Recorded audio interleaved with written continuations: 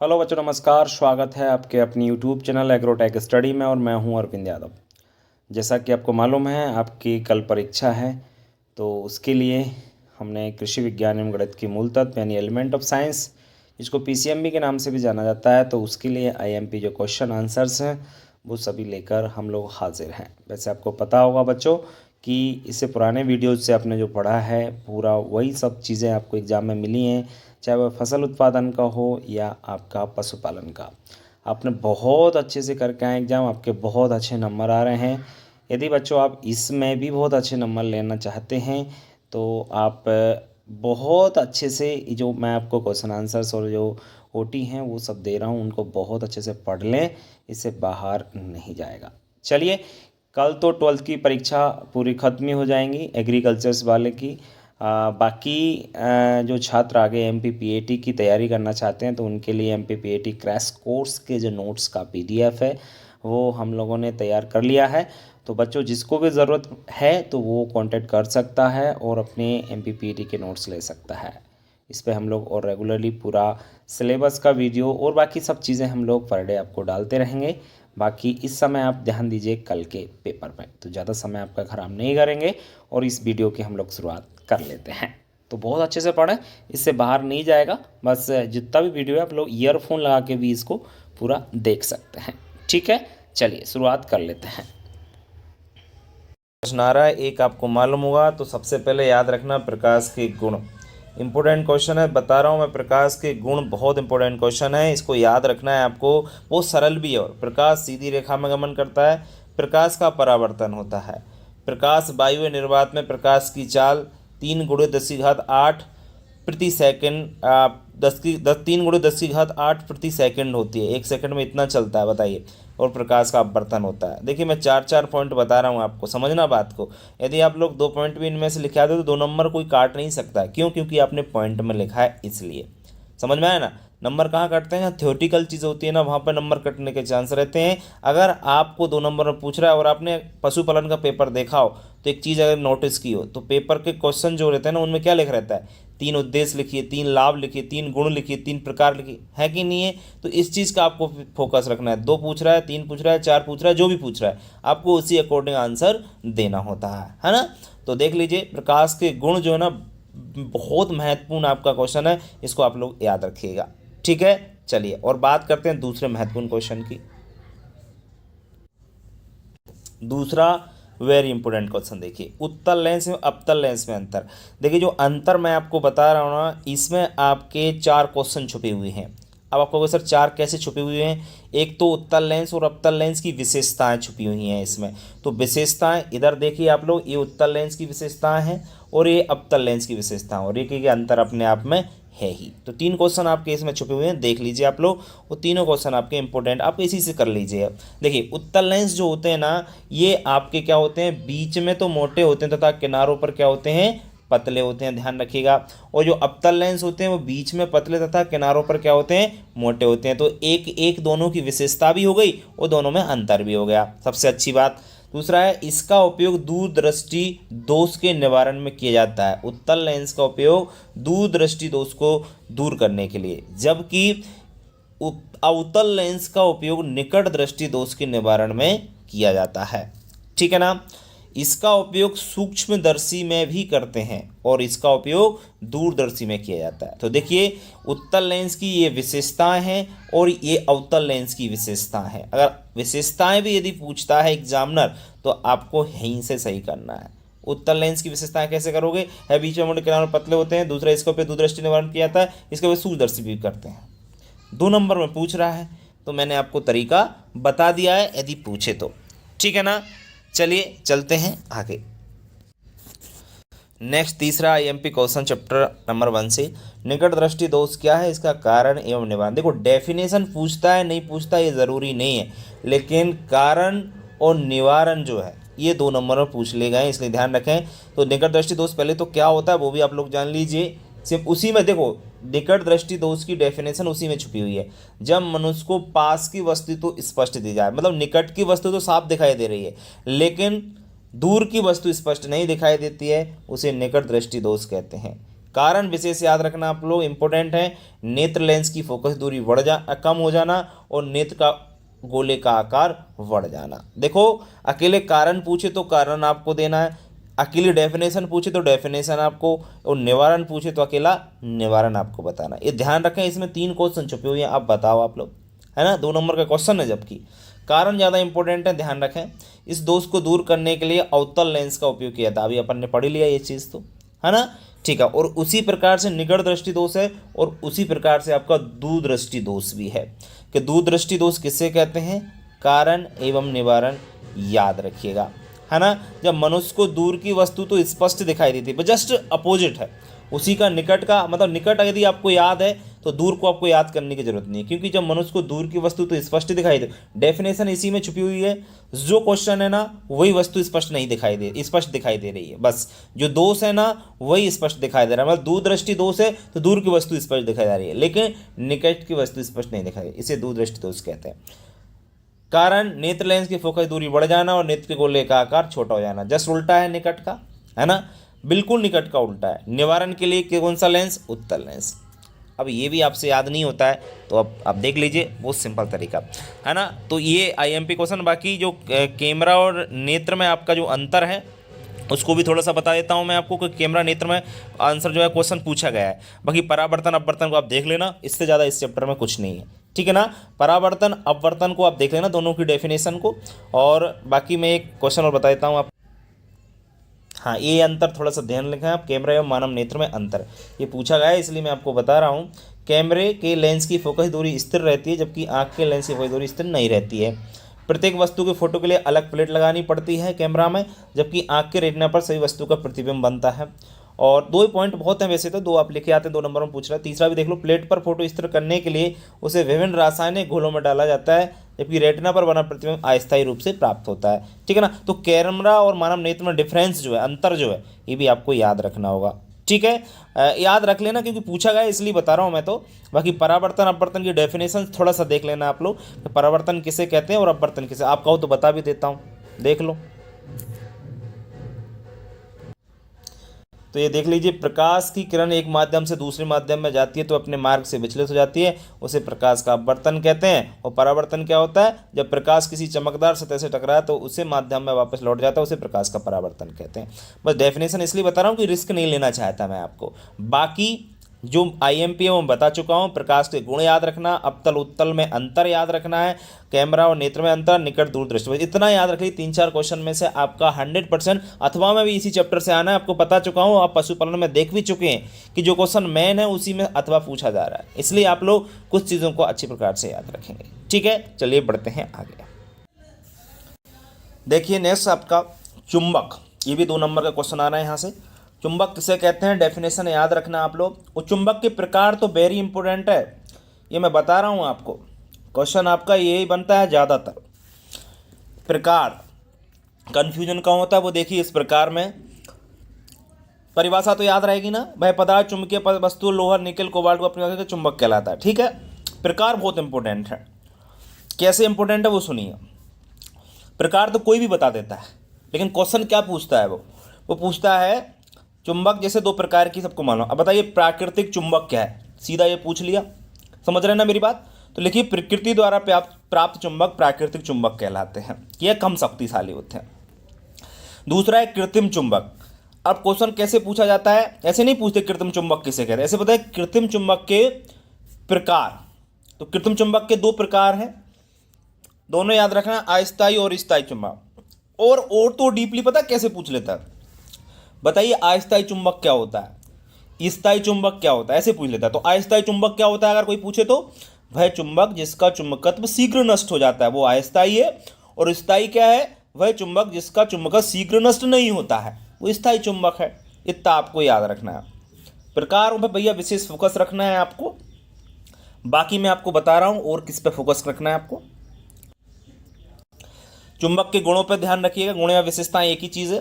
चुंबक चुंबकीय वस्तु को अपनी ओर आकर्षित करता है। चुंबक को स्वतंत्रपूर्वक लटकाने पर वह हमेशा उत्तर दक्षिण दिशा में ठहरता है। चुंबक के सजातीय ध्रुवों में प्रतिकर्षण और विजातीय ध्रुवों में आकर्षण होता है। चुंबक को पीटने, पटकने और गर्म करने पर उसका चुंबकत्व नष्ट हो जाता है। अगर कोई अपने आप में भी एक क्वेश्चन बन जाता है कि बताइए चुंबक का चुंबकत्व कैसे नष्ट होता है? पीटने पटकने पर और गर्म करने पर। दो तरीका है, इससे चुंबक का चुंबकत्व मतलब चिपकाने की क्षमता खत्म हो जाती है। ये भी इंपॉर्टेंट है क्वेश्चन, ध्यान रखें आप लोग। नेक्स्ट आपका तीसरा याद रखना है अपन को, चुंबकीय वक्ररेखाओं के गुण। चुंबकीय वक्ररेखाओं के गुण, ये बल रेखाएं वो चुंबक थी, वो चुंबक के गुण थे, कंफ्यूज मत होना, वो चुंबक के गुण थे, ये चुंबकीय वक्ररेखाओं के गुण है, नहीं तो कंफ्यूज हो जाओ। चुंबकीय वक्ररेखाएं एक दूसरे को कभी नहीं काटती हैं, यह उत्तरी ध्रुव से निकल करके दक्षिण ध्रुव में प्रवेश करती हैं। इनमें लंबाई की दिशा में क्या होता है? तनाव होता है। यह पृष्ठ के लंबवत प्रारंभ होकर लंबवत ही समाप्त हो जाती है चुंबकीय वक्ररेखा। चार चार बताएं, दो दो लिखे आओगे काम हो जाएगा आपका। 2 नंबर का क्वेश्चन है, ध्यान रखें। इधर देख लेना आप लोग, चुंबकीय प्रेरण को एक बार जरूर देख लें आप लोग। चुंबक की उपस्थिति में चुंबकीय पदार्थ में चुंबकत्व का गुण उत्पन्न होने की घटना ही चुंबकीय प्रेरण कहलाती है। इसको ध्यान रखें आप लोग, चुंबकीय प्रेरण क्या होता है इसको देख लेना आप लोग अच्छी प्रकार से, ठीक है। चुंबकीय क्षेत्र को भी याद रखना है अपन को, ठीक है। चुंबक के चारों ओर का वह क्षेत्र जहाँ चुंबक का प्रभाव अनुभव किया जा सके चुंबकीय क्षेत्र कहलाता है। वो सिंपल है, इसका मात्रा वेबर प्रति मीटर होता है। चुंबकीय प्रेरण आपको बता ही दिया। 9वां 10वां क्वेश्चन दोनों ही याद रखना है आपको, ठीक है। बाकी चुंबक में ज़्यादा कुछ है नहीं है, बस जितना बता दिया उतना आप लोग याद रखिएगा। ध्यान रखिएगा, विद्युत विभव को प्रभावित करने वाले कारक याद रखना है अपन को। चालक का आवेश, चालक का आकार, चालक के निकट किसी अन्य चालक की उपस्थिति और चालक के चारों ओर का माध्यम। चारों ही पॉइंट याद रखना है आपका, इसमें 2 याद नहीं रख सकते क्योंकि इसमें जो है पूरा लिखा नहीं है, इसलिए आप लोग चारों ही पॉइंट याद रखें। विद्युत विभव को प्रभावित करने वाले कारक याद रखना है अपन को। यहाँ पे आगे आपको याद रखना है विद्युत प्रतिरोध को प्रभावित करने वाले कारक। विद्युत प्रतिरोध को प्रभावित करने वाले कारक, क्योंकि इसमें से आपका कितने नंबर का आ रहा है आपको मालूम होगा कि 2 प्रश्न आ रहे हैं 2-2 नंबर के। 2 प्रश्न कितने नंबर? 2-2 नंबर के, यानी 4 प्रश्न आएंगे अथवा सहित। बताइए, तो काफ़ी कुछ इसमें आपको याद रखना होगा। विद्युत प्रतिरोध को प्रभावित करने वाले कारक, तार की लंबाई, तार का तापक्रम, तार का पदार्थ और तार का अनुप्रस्थ काट का क्षेत्रफल, ठीक है। ये दोनों क्वेश्चन हो गए 2। आगे भी देख लीजिए, विद्युत वक्ररेखाओं की परिभाषा भी आपको याद रखनी है और विद्युत बल की रेखाओं के गुण। देखो वही सेम टू सेम है, विद्युत वक्ररेखाओं के गुण। 2 वक्र रेखाएं एक दूसरे को कभी नहीं काटती। चुंबक की वक्ररेखाओं के गुण थे ना, सेम टू सेम है, सिर्फ विद्युत बल यूज हो गया है। जैसे वहाँ पर आपका क्या था, उत्तर दक्षिण था, यहाँ पर क्या होगा, यहाँ धनावेश से निकलकर ऋणावेश में प्रवेश करती हैं, है ना। क्योंकि जो आवेश होते हैं 2 प्रकार के होते हैं, ऋणावेश और धनावेश, आपको मालूम होगा।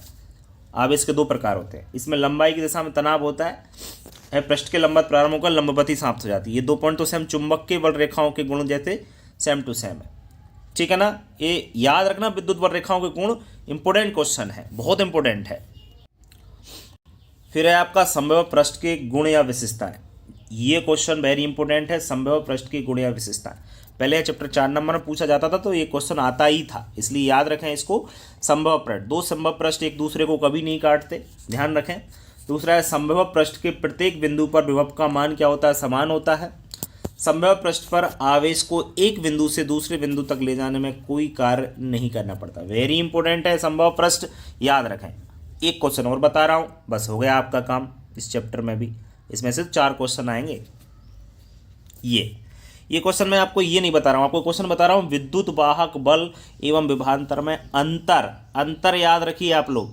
विद्युत वाहक बल एवं विभवांतर में अंतर से आप क्या समझते हैं, ठीक है ना। इसको रट लेना आप क्वेश्चन, दोनों की डेफिनेशन दे रखी है। एक अंतर तो एक हो जाएगा, दूसरा आप अंतर याद रखना।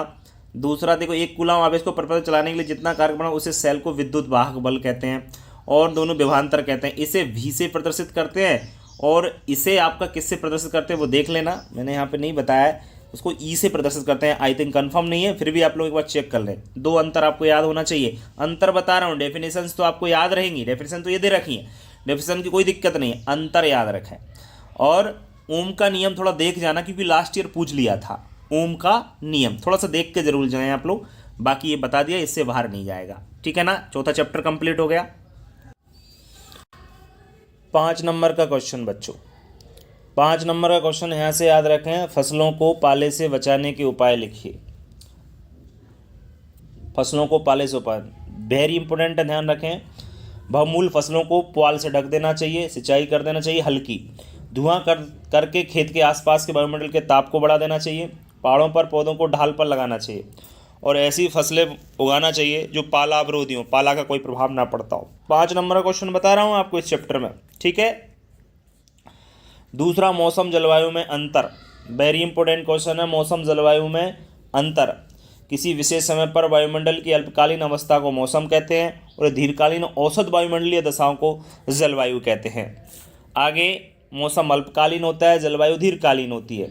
मौसम का अध्ययन मौसम विज्ञान में करते हैं, जलवायु का अध्ययन जलवायु विज्ञान। बहुत सिंपल क्वेश्चन है, बहुत इंपॉर्टेंट है। वायुमंडल की अल्पकालीन अवस्था को प्रदर्शित करता है और है वायुमंडल की दीर्घकालीन अवस्था को प्रदर्शित करता है। कृषि संबंधी कार्य मौसम पर निर्भर करते हैं और फसलें जलवायु पर ली जाती है। वेरी इंपॉर्टेंट है, याद रख लेना भैया। नेक्स्ट वेरी इंपॉर्टेंट देख लीजिए, भारत में वर्षा की विशेषताएं। हमारे देश में वर्षा की मात्रा अनिश्चित होती है, कभी औसत से अधिक वर्षा होने के कारण बाढ़ आ जाती है, तो कभी कभी इतनी कम वर्षा होती है कि सूखा पड़ जाता है। कभी कभी लंबे समय तक वर्षा होने के कारण फसलों के लिए सिंचाई करनी पड़ती है। मतलब वर्षा की विशेषताएं, मौसम जलवायु में अंतर, फसलों को पाले से बचाने के उपाय। ये 3 क्वेश्चन तो मैं आपको ऐसे बता रहा हूँ कि 101% इनमें से आपको मिल जाएगा, यानी मिल जाएगा, आप रट लेना बस, और कुछ नहीं। बाकी इसमें मैं रिस्क नहीं लेता हूँ। 5 नंबर में 100% कह दिया। अथवा का भी लो, स्कोर देख लो। अब आप ये कह रहा हूँ मैं, अथवा भी बाहर नहीं जाएगा, लो अथवा भी मिल जाएगा। अब जो आपको उचित लगे वो कर लेना आप लोग। मौसम पूर्वानुमान कैसे कहते हैं, इसका कृषि में क्या महत्व है। अथवा में ऐसे पूछ सकता है, मौसम पूर्वानुमान से कृषि के लिए होने वाले लाभ लिखिए। अब बताओ, आपको 4 क्वेश्चन बता रहा हूँ, अथवा भी मिल जाएगा और मेन क्वेश्चन भी मिल जाएगा। 4 क्वेश्चन में इतना आपको कोई नहीं बताएगा, ठीक है ना। अब बता दिया, चलेंगे हम लोग आगे। अब ध्यान रखिएगा, मीथेन के भौतिक गुण और मीथेन के उपयोग भी याद रख लेना भैया। उपयोग और गुण दोनों याद होना चाहिए आपको। मीथेन रंगहीन, स्वादहीन, गंधहीन गैस होती है, वायु से हल्की होती है, जल में अविलय, अल्कोहल ईथर में विलय होती है। 3 नंबर का है तो 3 नंबर याद रखना। द्रव में बदल जाती है 162 डिग्री सेल्सियस पे, उदासीन होती है, ज्वलनशील होती है। 6 पॉइंट बता दिए यार, 3 तो याद रख ही लेना, है ना। और इसके उपयोग भी याद रखना। मीथेन के बार बार कह रहा हूँ, सुन लेना मेरी बात को। कुछ चीज़ें ओरल बोलता हूँ, ओरल बातें भी आपको याद रखना है। गोबर गैस से क्वेश्चन जरूर पूछा जाएगा, ध्यान रखें। अथवा में रहेगा, चाहे मेन क्वेश्चन रहे। गोबर गैस संयंत्र के लाभ लिखिए या सावधानी पूछ सकता है, दोनों में से कोई क्वेश्चन आपको जरूर मिलेगा गोबर गैस से, ठीक है ना। एक गैसों से रहेगा, दूसरा गोबर गैस से रहेगा। मतलब एक तो मीथेन, एस्टिलीन, एथिलीन गैस में से रहेगा, एक रहेगा गोबर गैस संयंत्र के लाभ। ध्यान रखें, 3 नंबर में है। गोबर गैस के लाभ, प्रदूषण रहित, धुआं रहित ईंधन प्राप्त होता है, उत्तम खाद प्राप्त होती है जिससे फसल की पैदावार अच्छी होती है, पशुओं के मलमूत्र एवं अनुपयोगी चारे का सदुपयोग हो जाता है, वातावरण स्वच्छ रहता है, परिवार सदस्यों को रोजगार मिल जाता है, स्वास्थ्य सही बना रहता है। गोबर गैस प्राप्त होती है जिससे घरों में, गलियों में प्रकाश लैंपों का उपयोग किया जाता है। देखो गोबर गैस का जो क्वेश्चन है ना, लाभ या गोबर गैस का कौन कौन सी बातों का ध्यान रखना चाहिए। गोबर गैस से जरूर क्वेश्चन मिलेगा एग्जाम में। एक तो विशेष याद रखें, जो बातें कह रहा हूँ वो ध्यान रखें। गोबर गैस का प्रयोग के समय कौन कौन सी बातों का ध्यान रखना चाहिए। गैस का प्रयोग प्रतिदिन करना चाहिए। गैस बाल्ब को प्रयोग करते समय खोलना समय ही खोलना चाहिए। माचिस की तीली जलाने से पहले बाल्ब को नहीं खोलना चाहिए। सूंघना नहीं चाहिए गैस को, गैस धीरे धीरे खोलना चाहिए, ठीक है। और एक मीथेन गैस बता दिया। मीथेन गैस के अलावा एक गैस और बता देता हूँ, इथिलीन गैस के उपयोग लिखिए। इथिलीन गैस का उपयोग कच्चे फलों को पकाने में किया जाता है। इसका उपयोग एथिल अल्कोहल के निर्माण में किया जाता है। इसका उपयोग विषैली गैस बनाने में भी करते हैं। निश्चेतक के रूप में, मतलब निश्चेतक का मतलब ये होता है बेहोश करने के लिए। धातुओं को जोड़ने व काटने में उपयोग किया जाता है। तो मैं बता रहा हूँ आपको, एक तो इथिलीन गैस, मीथेन गैस का उपयोग और भौतिक गुण याद रखना है आपको। दूसरा गोबर गैस से रिलेटेड क्वेश्चन पूछा ही जाएगा, ये तो क्वेश्चन बता दिए। बाकी हाइड्रोकार्बन और हाइड्रोकार्बन, जो संतृप्त हाइड्रोकार्बन है और असंतृप्त हाइड्रोकार्बन, उसको भी थोड़ा एक बार देख जाना, मैं बता देता हूँ आपको। ये देख लेना आप लोग, असंतृप्त हाइड्रोकार्बन को भी थोड़ा सा देख लेना, इसकी विशेषताएं, क्योंकि संतृप्त असंतृप्त एक दूसरे के अपोजिट है, इसलिए याद रखें। अंतर भी थोड़ा सा इसी से ही है रिलेटेड। असंतृप्त हाइड्रोकार्बन में कार्बन परमाणु के मध्य द्विबंध या त्रिबंध पाया जाता है। संतृप्त में याद रखना एकल बंध पाया जाता है। अंतर अगर पूछे तो है अस्थायी होते हैं, उसमें लिखना स्थायी होते हैं। है अधिक क्रियाशील होते हैं, वो कम क्रियाशील होते हैं। है रंगहीन, गंधहीन, स्वादहीन होते हैं, वो भी यही इसी प्रकार होते हैं। 3 नंबर में पूछा जा रहा है, देखिए जस्ट इसका उल्टा संतृप्त हाइड्रोकार्बन की विशेषताएं हैं। संतृप्त हाइड्रोकार्बन असंतृप्त याद है यानी संतृप्त भी याद है, बस जस्ट उल्टा करना है। आप देख लीजिए, मैंने बता दिया है। इसके अलावा इस चैप्टर में ज़्यादा कुछ है नहीं है, वो मैंने बता दिया, आप लोग उसको ही याद रखें, है ना। गोबर गैस से रिलेटेड क्वेश्चन याद रखिएगा आप लोग। और इथिलीन और मीथेन जो गैस है उसके उपयोग जरूर विशेषकर याद रखें आप लोग। ये चैप्टर से 2 नंबर का आ रहा है, ध्यान रखें। डेफिनेशन भी आपको याद रखना है और किण्वन के लिए अनुकूल परिस्थितियां को समझाइए। दोनों ही क्वेश्चन इंपॉर्टेंट है, ध्यान रखें, दोनों ही पूछे जाने वाले क्वेश्चन हैं। एंजाइम की उपस्थिति में जटिल कार्बनिक यौगिकों का धीमी गति से सरल कार्बनिक यौगिकों में अपघटन होना ही किण्वन कहलाता है, और यह धीमी होती है, सही बात है। अनुकूल परिस्थितियों को समझाइए। ताप, किण्वन के लिए अनुकूल तापमान 25 से 30 डिग्री, ये तो ओटी के लिए भी इंपॉर्टेंट है। और विलयन की प्रकृति, किण्वन के लिए विलयन की प्रकृति ना तो अम्लीय और ना ही क्षारीय होनी चाहिए, मतलब पीएच कितना होना चाहिए, 6 से 7 होना चाहिए, ठीक है ना। ये याद रखना है अपन को, अनुकूल परिस्थितियाँ, ठीक है ना। नेक्स्ट ये वाला क्वेश्चन, किण्वन के लिए किण्वन के उपयोग लिखिए अथवा किण्वन का कृषि में क्या महत्व है, या किण्वन के लाभ पूछ ले, एक ही है इसका मतलब, लाभ, उपयोग और महत्व, ध्यान रखें आप लोग, वेरी इंपॉर्टेंट क्वेश्चन बता रहा हूँ मैं आपको, है ना। तो किण्वन का लाभ, महत्व, उपयोग कुछ भी पूछे तो आपको जवाब देना है। फलों के रस से अल्कोहलीय पेय पदार्थ बनाने में, ब्रेड, इडली, डोसा आदि बनाने में, पनीर, चमड़ा उद्योग में किण्वन का महत्वपूर्ण योगदान है, और एथिल अल्कोहल से सिरका बनाने में या दूध से दही बनाने में, ये भी आप लिख सकते हैं। 2 नंबर में क्वेश्चन ये पूछा जा सकता है, वेरी इंपॉर्टेंट है, बार बार कह रहा हूं, इसको देख के जाएं आप लोग, अच्छी प्रकार से पढ़ के जाएं इसको। तो नेक्स्ट है मेथिल अल्कोहल के उपयोग। मेथिल अल्कोहल और एथिल अल्कोहल के दोनों के उपयोग आपको याद ही होना चाहिए। इसका उपयोग अल्कोहल को विकृत करने के लिए किया जाता है, मतलब जो दारू होती है उसको, क्योंकि ये जहरीला होता है इसलिए उसमें डाल दो तो वो खराब हो जाएगी। इसका उपयोग मोटर्स में प्रयुक्त होने वाली एंटी फ्रीज बनाने में करते हैं। रंग, औषधि, गंध, इनके निर्माण में किया जाता है। अल्कोहल व पेट्रोल का मिश्रण इंजनों में ईंधन के रूप में किया जाता है। तो मेथिल अल्कोहल के ये उपयोग हैं, ध्यान रखना है आपको ये भी। साथ में एथिल अल्कोहल की भी देख लीजिए उपयोगी। शराब तथा अल्कोहल ये पेय पदार्थ बनाने में, औषधि बनाने में किया जाता है, जीव विज्ञान संबंधी नमूनों को सुरक्षित रखने में, और पेंट वार्निश तथा रंग बनाने में, ठीक है ना। चलिए इतना ही काफ़ी है इसमें, इससे बाहर नहीं जाएगा। ये 2020 में पूछ लिया गया था, इसलिए देख लेना एक बार यूरिया का बायो रेट परीक्षण, बाकी पूछे अब की बार कोई ज़रूरी नहीं है, पहले एक बार पूछा था बायो रेट परीक्षण क्या है, तो इसको एक बार थोड़ा देख के जाना बस। 2 नंबर का क्वेश्चन इस चैप्टर से मिलेगा, चैप्टर नंबर 10 है जैव रसायन, है ना। तो ध्यान रखें, इसमें तो कुछ भी नहीं है, यदि आपने पशुपालन अच्छी प्रकार से पढ़ रखा है ना तो इसमें कोई दिक्कत नहीं, क्योंकि पहले चैप्टर में इसी प्रकार था आपका, है ना। तो कार्बोहाइड्रेट के कार्य लिखिए, देखिए अपने पशुपालन में भी था, विभिन्न कार्यों के लिए शरीर को ऊर्जा प्रदान करना, शरीर के ताप को स्थिर बनाए रखना, शरीर का प्रमुख अंग है, शरीर की वृद्धि विकास में सहायता करता है ना। जैसे कार्बोहाइड्रेट है तो कार्बोहाइड्रेट का जैसे अपन को याद है, तो प्रोटीन का भी कोई दिक्कत नहीं है, शरीर में नए ऊतकों का निर्माण करता है, अमीनो अम्ल का राजा है, जैव रासायनिक क्रियाओं को प्रेरित करता है, एंटीबॉडी का निर्माण करता है, शरीर को, मतलब कुल मिला के प्रोटीन, कार्बोहाइड्रेट, वसा, जिसको हम लिपिड्स भी कहते हैं। अच्छा हाँ, वसा को लिपिड्स भी कहा जाता है, ये ध्यान रखें थोड़ा सा। किसी का कार्य या महत्व जरूर एग्जाम में मिलने वाला है आपको 100%। 2 नंबर का क्वेश्चन है, 2 लाइन लिखे आओगे काम हो जाएगा, ठीक है ना। जैसे पशुपालन में आपको बताया था ना, वैसे यहाँ पे एलिमेंट ऑफ साइंस से बता रहा हूँ मैं। ये देख लीजिए आप लोग, लिपिड्स या वसा एक ही चीज़ है, किसी का भी कार्य पूछ ले, भूख लगने नहीं देता, शरीर को ऊर्जा प्रदान करता है, या विटामिन ए डी को घोलता है, मतलब घुलनशील, शरीर के कोमल अंगों, त्वचा, किडनी, लीवर आदि, है ना। तो कहने का मतलब समझिए आप लोग, लिपिड्स, चाहे कहो प्रोटीन, कार्बोहाइड्रेट, विटामिन, खनिज लवण, किसी का भी पूछ ले आपसे, आपको इसी प्रकार से 2 लाइन लिखना है कि शरीर को ऊर्जा प्रदान करता है और यह टूटे फूटे ऊतकों की मरम्मत करता है, ऊर्जा प्रदान करता, हो गया काम, ठीक है ना। इनमें से जरूर पूछेगा एक, ध्यान रखें आप लोग। साथ में इस पे भी फोकस करके ही जाना है आपको। जैव रसायन का महत्व, जैव अणुओं की संरचना, क्रिया को, विधि को अध्ययन किया जाता है। नई औषधियों का आविष्कार करने में जैव रसायन अति उपयोगी सिद्ध हुई है, तो इसको थोड़ा देख के जाना 2 नंबर में। बाकी वैसे जहाँ तक है मेरा जो अनुभव कहता है कि आप लोग प्रोटीन, वसा, कार्बोहाइड्रेट, विटामिन, इनको थोड़ा सा देख जाना, आपका काम हो जाएगा। साथ में देखो कार्बोहाइड्रेट है, कार्बोहाइड्रेट के प्रकार अगर पूछे ग्लूकोज या फ्रक्टोज, तो वही है कार्बोहाइड्रेट के, सेम टू सेम लिखे आएंगे, काम हो जाएगा आपका, ठीक है ना। इससे बाहर नहीं जाएगा आप लोग, जो कह रहा हूँ उसको याद रखें आप लोग। इस चैप्टर में आपको याद रखना है, 5 नंबर का प्रश्न पूछा जा रहा है बच्चों, तो अंतरों पर विशेष फोकस रखो। अंतर 100%, चाहे बाष्पोत्सर्जन, वाष्पीकरण में अंतर हो, है ना, आगे भी अंतर बता रहा हूँ मैं, वो अंतर रट लेना इस चैप्टर में से। अंतर 100% 5 नंबर में अंतर पूछा जाना है एग्जाम में, ठीक है ना। और फिर भी अगर 4 अंतर हैं, 4 अंतर भी याद नहीं होते हैं तो मैं क्या करूँ आपसे। बाष्पोत्सर्जन एक जैविक क्रिया है, बाष्पीकरण भौतिक क्रिया, सिर्फ इसमें कन्फ्यूजन होता है और कुछ नहीं है कि अंतर का कौन से में कोई दूसरा अंतर मत लिखे आना बस। इसमें विभिन्न दाब उत्पन्न होते हैं, इसमें कोई दाब उत्पन्न नहीं होता है। क्रिया रक्षक कोशिकाओं द्वारा नियंत्रित होती है, क्रिया अनियंत्रित होती है। इस क्रिया में जीवित पौधों की सतह से जल वाष्प के रूप में बाहर निकलता है, जबकि इस क्रिया में खुली सतह से जल ऊपर उड़ जाता है। इस क्रिया में रंध्रों की आवश्यकता होती, इस क्रिया में रंध्रों की आवश्यकता नहीं होती। देखिए अंतर तो आप लोग रट लीजिए, बता रहा हूं मैं। एक और अंतर देख लीजिए आप लोग, प्रकाश संश्लेषण और श्वसन में अंतर। इसी चैप्टर का 5 नंबर में पूछा जाना, बार बार कह रहा हूं भैया। यह क्रिया पौधों को हरी कोशिकाओं में होती है, जबकि यह क्रिया जंतु की सभी कोशिकाओं में होती है, श्वसन क्रिया।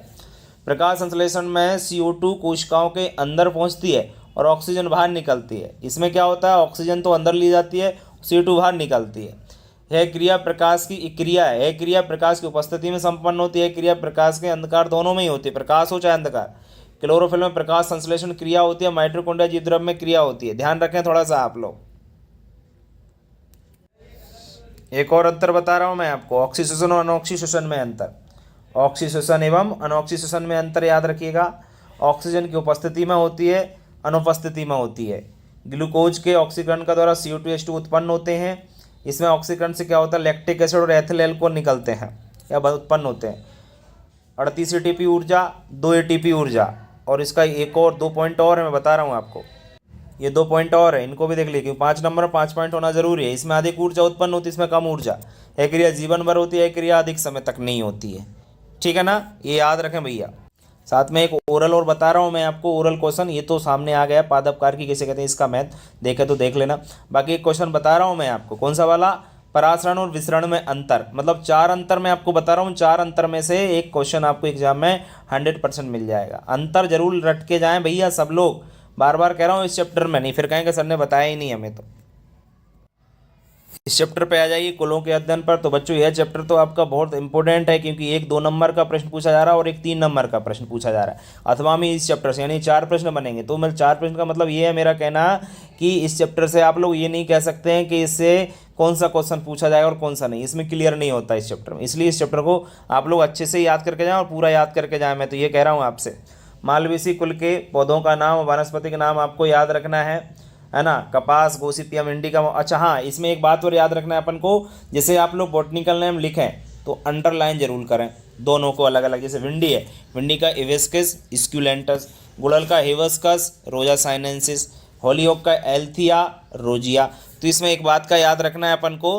अब जैसे आर्थिक महत्व है, तो आर्थिक महत्व का मतलब क्या होता है कि जैसे मालवेसी कुल में जो भी पौधे आते हैं वो क्या काम आते हैं। तो आप देख रहे होंगे कि भिंडी के फल से सैमल के पुष्प का सब्जी के रूप में प्रयोग करते हैं। कपास के रेशे को सूती वस्त्र बनाते हैं, है ना। औषधि के यूनियन रेपेंडाइल छाल से निकाला हुआ रस हाइड्रोफोबिया में काम आता है। तो मतलब आर्थिक महत्व का मतलब समझ लीजिए आप लोग, क्वेश्चन कभी गलत नहीं करोगे कि जो पौधे जिस कुल में आ रहे हैं वो क्या काम आते हैं, उसका मतलब होता है आर्थिक महत्व। लक्षण, अगर आपको मालवेसी कुल के लक्षण याद है ना, तो चाहे क्रूसीफेरी और सोलनेसी के लगभग एक जैसे ही हैं, एक के याद कर लीजिए काम हो जाएगा।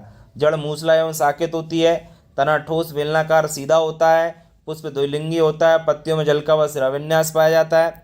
और लास्ट ईयर तो एक लफड़ा कर दिया था, पता है क्या क्या लफड़ा किया था कि उन्होंने क्या बता दिया है कि पुष्प चित्र एवं पुष्प सूत्र लिखिए। ये तो किसी को ही याद नहीं थे, तो बच्चे बड़े कन्फ्यूज हो गए। तो अथवा में भी वही दे दिया, तो 3 नंबर चले गए थे बच्चों के। इसलिए उस पर भी थोड़ा सा आप देख के जाएं चित्र और पुष्प सूत्र को। सोलनेसी कुल के पौधों का नाम, वनस्पति नाम, ये तो याद करना पड़ेंगे भैया, मैं कुछ नहीं कर सकता इस चैप्टर का। ये नहीं कह सकते कौन सा क्वेश्चन नहीं पूछा जाएगा, ऐसा लगता है सभी क्वेश्चन पूछे जा सकते हैं। इसलिए सभी क्वेश्चन आप लोग जो है देख कर ही जाएं। बाकी तरीका मैंने बता दिया, लक्षण सभी के सेम हो। जैसे मालवेसी कुल बताई है मैंने आपको, ये आप लोग ये लाइन जो लिख रहे हैं ना, ये लाइन, ये आप लोग चारों लाइन जो है ना क्रूसीफेरी कुल में, सोलनेसी कुल में लिख सकते हो, ग्रेमनी को छोड़ के। ग्रेमनी का क्योंकि लक्षण अलग होते हैं, अगर किसी पूछें दे देना। जब ग्रेमनी का मैं बता देता हूँ, देख लीजिए ग्रेमनी के थोड़े अलग हैं। तो इसकी जड़ अपस्थानिक होती है, तने में पर्व एवं पर्वसंध्या गांठें पाई जाती हैं, पत्तियां समांतर शिराविन्यास, पुंग के सर 3 स्वतंत्र होते हैं, एक बीज पत्र होता है। इस चैप्टर का मैं कुछ नहीं कहूँगा, इस चैप्टर का तो पूरा याद करके जाए आप लोग, कोई सा भी क्वेश्चन मिल जाएगा एग्जाम में, ठीक है ना। बाकी बता दिया है मैंने, देख लीजिए ग्रेमनी कुल के पौधे हैं, बॉटनिकल नेम जरूर पूछे जाते हैं, लक्षण, आर्थिक में 3 क्वेश्चन टाइप के बन रहे हैं बस, और कुछ नहीं है। टिट्रिकम एस्टिबम, धान का ओराइया सटाइवा, मक्का का जिया मेज। अंडरलाइन का विशेष अंडरलाइन करके आए भैया, नहीं तो गलत हो जाएंगे, वो बॉटनिकल नेम लिख के आएंगे तो आप लोग, ठीक है। बाकी कुछ नहीं है चैप्टर में। देखो क्रूसीफेरी कुल में कौन से पौधे आते हैं, क्या महत्व है, क्या क्या बना है, बस सिंपल है यार, कुछ नहीं है, बस थोड़ा सा ध्यान दे के जाए अकेले, और कुछ नहीं। ध्यान रखिए, पादप प्रजनन किसे कहते हैं, पादप प्रजनन का महत्व, दोनों ही क्वेश्चन आपको याद होना चाहिए। पूछे जाने वाले प्रश्न 2 नंबर में पूछा जा रहा है, ध्यान रखें। पादप प्रजनन एक वैज्ञानिक विधि है जिसके द्वारा पौधों को गुणों में सुधार करके उन्हें अधिक उपयोगी बनाया जाता है। महत्व देख लीजिए, पादप प्रजनन का महत्व उद्देश्य लगभग एक जैसा ही है, सिर्फ थोड़ा सा अंतर है। जैसे अधिक उपज देने वाली जातियां तैयार हो जाती हैं, यहाँ जाती हैं वर्ड अगर उद्देश्य पूछ ले 1%, तो आप लोग क्या करोगे, अधिक उपज देने वाली जातियां तैयार करने के लिए, रोगरोधी कीटरोधी जाति तैयार हो जाती हैं, तैयार करने के लिए, शीघ्र पकने वाली जाति तैयार करना, पौधों में नए क्षेत्र के अनुकूल विकसितता करना, बस इतना होना। इन्हें ये उद्देश्य और महत्व लगभग एक जैसा होता है। इसमें जाता है, जाति, जाते आ जाता है और कुछ नहीं है, ठीक है ना। इंपॉर्टेंट है लेकिन ध्यान रखें आप लोग। और ये अनुवांशिकी का महत्व भी आप लोगों को याद रखना है। अनुवांशिकी का कोई महत्व लिखिए तो पशुओं की नस्ल सुधारने में अनुवांशिकी का प्रयोग किया जाता है। उद्देश्य अगर पूछे तो वैसे ही कर देना, सिर्फ किया जाता है ता करना ना लगा देना पीछे, और कुछ नहीं है, लिए लगा देना।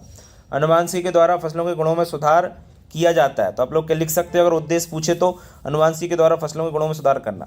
इसके द्वारा फसलों के गुणों में सुधार किया जाता है, इसके द्वारा फसलों के गुणों में सुधार किया, ठीक है ना। पूछे 2 नंबर में पूछ रहा है, पहले इसको जो है ना 4 नंबर में पूछता था, इसलिए सब समझ में आता था, लेकिन 2 नंबर में पूछता है ना, क्वेश्चन बहुत सारे आ जाते हैं इस चैप्टर में, तो थोड़ा सा अनुमान लगाना गलत हो जाता है। इसलिए फिर भी आप लोग याद रखिए, जो बता रहा हूँ उनको याद कर लो, इससे बाहर नहीं जाएगा। और देखें, मेंडल ने मटर के पौधे को ही क्यों चुना, वेरी इंपॉर्टेंट क्वेश्चन है, ध्यान रखें आप लोग। पौधा एक वर्षीय शाक है, इसलिए कम समय में तैयार हो जाता है, इसलिए मटर के पुष्प द्विलिंगी होते हैं, स्वपरागित होने के कारण अपने गुणों में सही व्यक्त करता है, इसलिए मटर के पुष्पों में सफलतापूर्वक परागण कृत्रिम साधनों द्वारा किया जाता है, इसलिए मटर के पौधों में विभिन्न लक्षणों के विरोधी रूप स्पष्ट दिखाई देते हैं, इसलिए। तो मेंडल के पौधे क्यों चुना। और एक क्वेश्चन और बता रहा हूँ आपको, ये वाला मेंडल की सफलता के कारण, इंपॉर्टेंट है, वेरी इंपॉर्टेंट है। 4 क्वेश्चन बता रहा हूँ मैं आपको जो कि बेहतरीन, वेरी इंपॉर्टेंट है क्वेश्चन, ये चारों बता दिए। ये लास्ट क्वेश्चन है, देख लीजिए। मेंडल की सफलता के 2 कारण। मेंडल ने एक समय में केवल एक लक्षण वंशागति का अध्ययन किया। मेंडल ने अपने प्रयोग में ऐसे पौधे को चुना जो आनुवंशिक रूप से क्या था, शुद्ध था। और मेंडल ने अपने प्रयोग में F2 F3 पीढ़ी तक अध्ययन किया, इसलिए मेंडल को सफलता मिली। वेरी इंपॉर्टेंट क्वेश्चन है ये, तो उन तीनों से भी ज़्यादा महत्वपूर्ण है, ध्यान रखें आप लोग। बाकी इस चैप्टर में ज़्यादा कुछ है नहीं है, मैं आपको बताऊं, है ना। क्वेश्चन तो बहुत सारे बनते हैं यार, कहाँ तक याद करोगे। बाकी वो 4 क्वेश्चन वेरी इंपॉर्टेंट है, वो मैंने बता दिए। बाकी देख तो इनको भी जाना, मैं कहूँ कि संकरण क्या होता है, अनुमानसिक अभियांत्रिकी है, अब देखने की क्या है, देख तो जाओ आप लोग, ठीक है। बाकी वो बता दिया, उसको याद रखें आप लोग, ठीक है।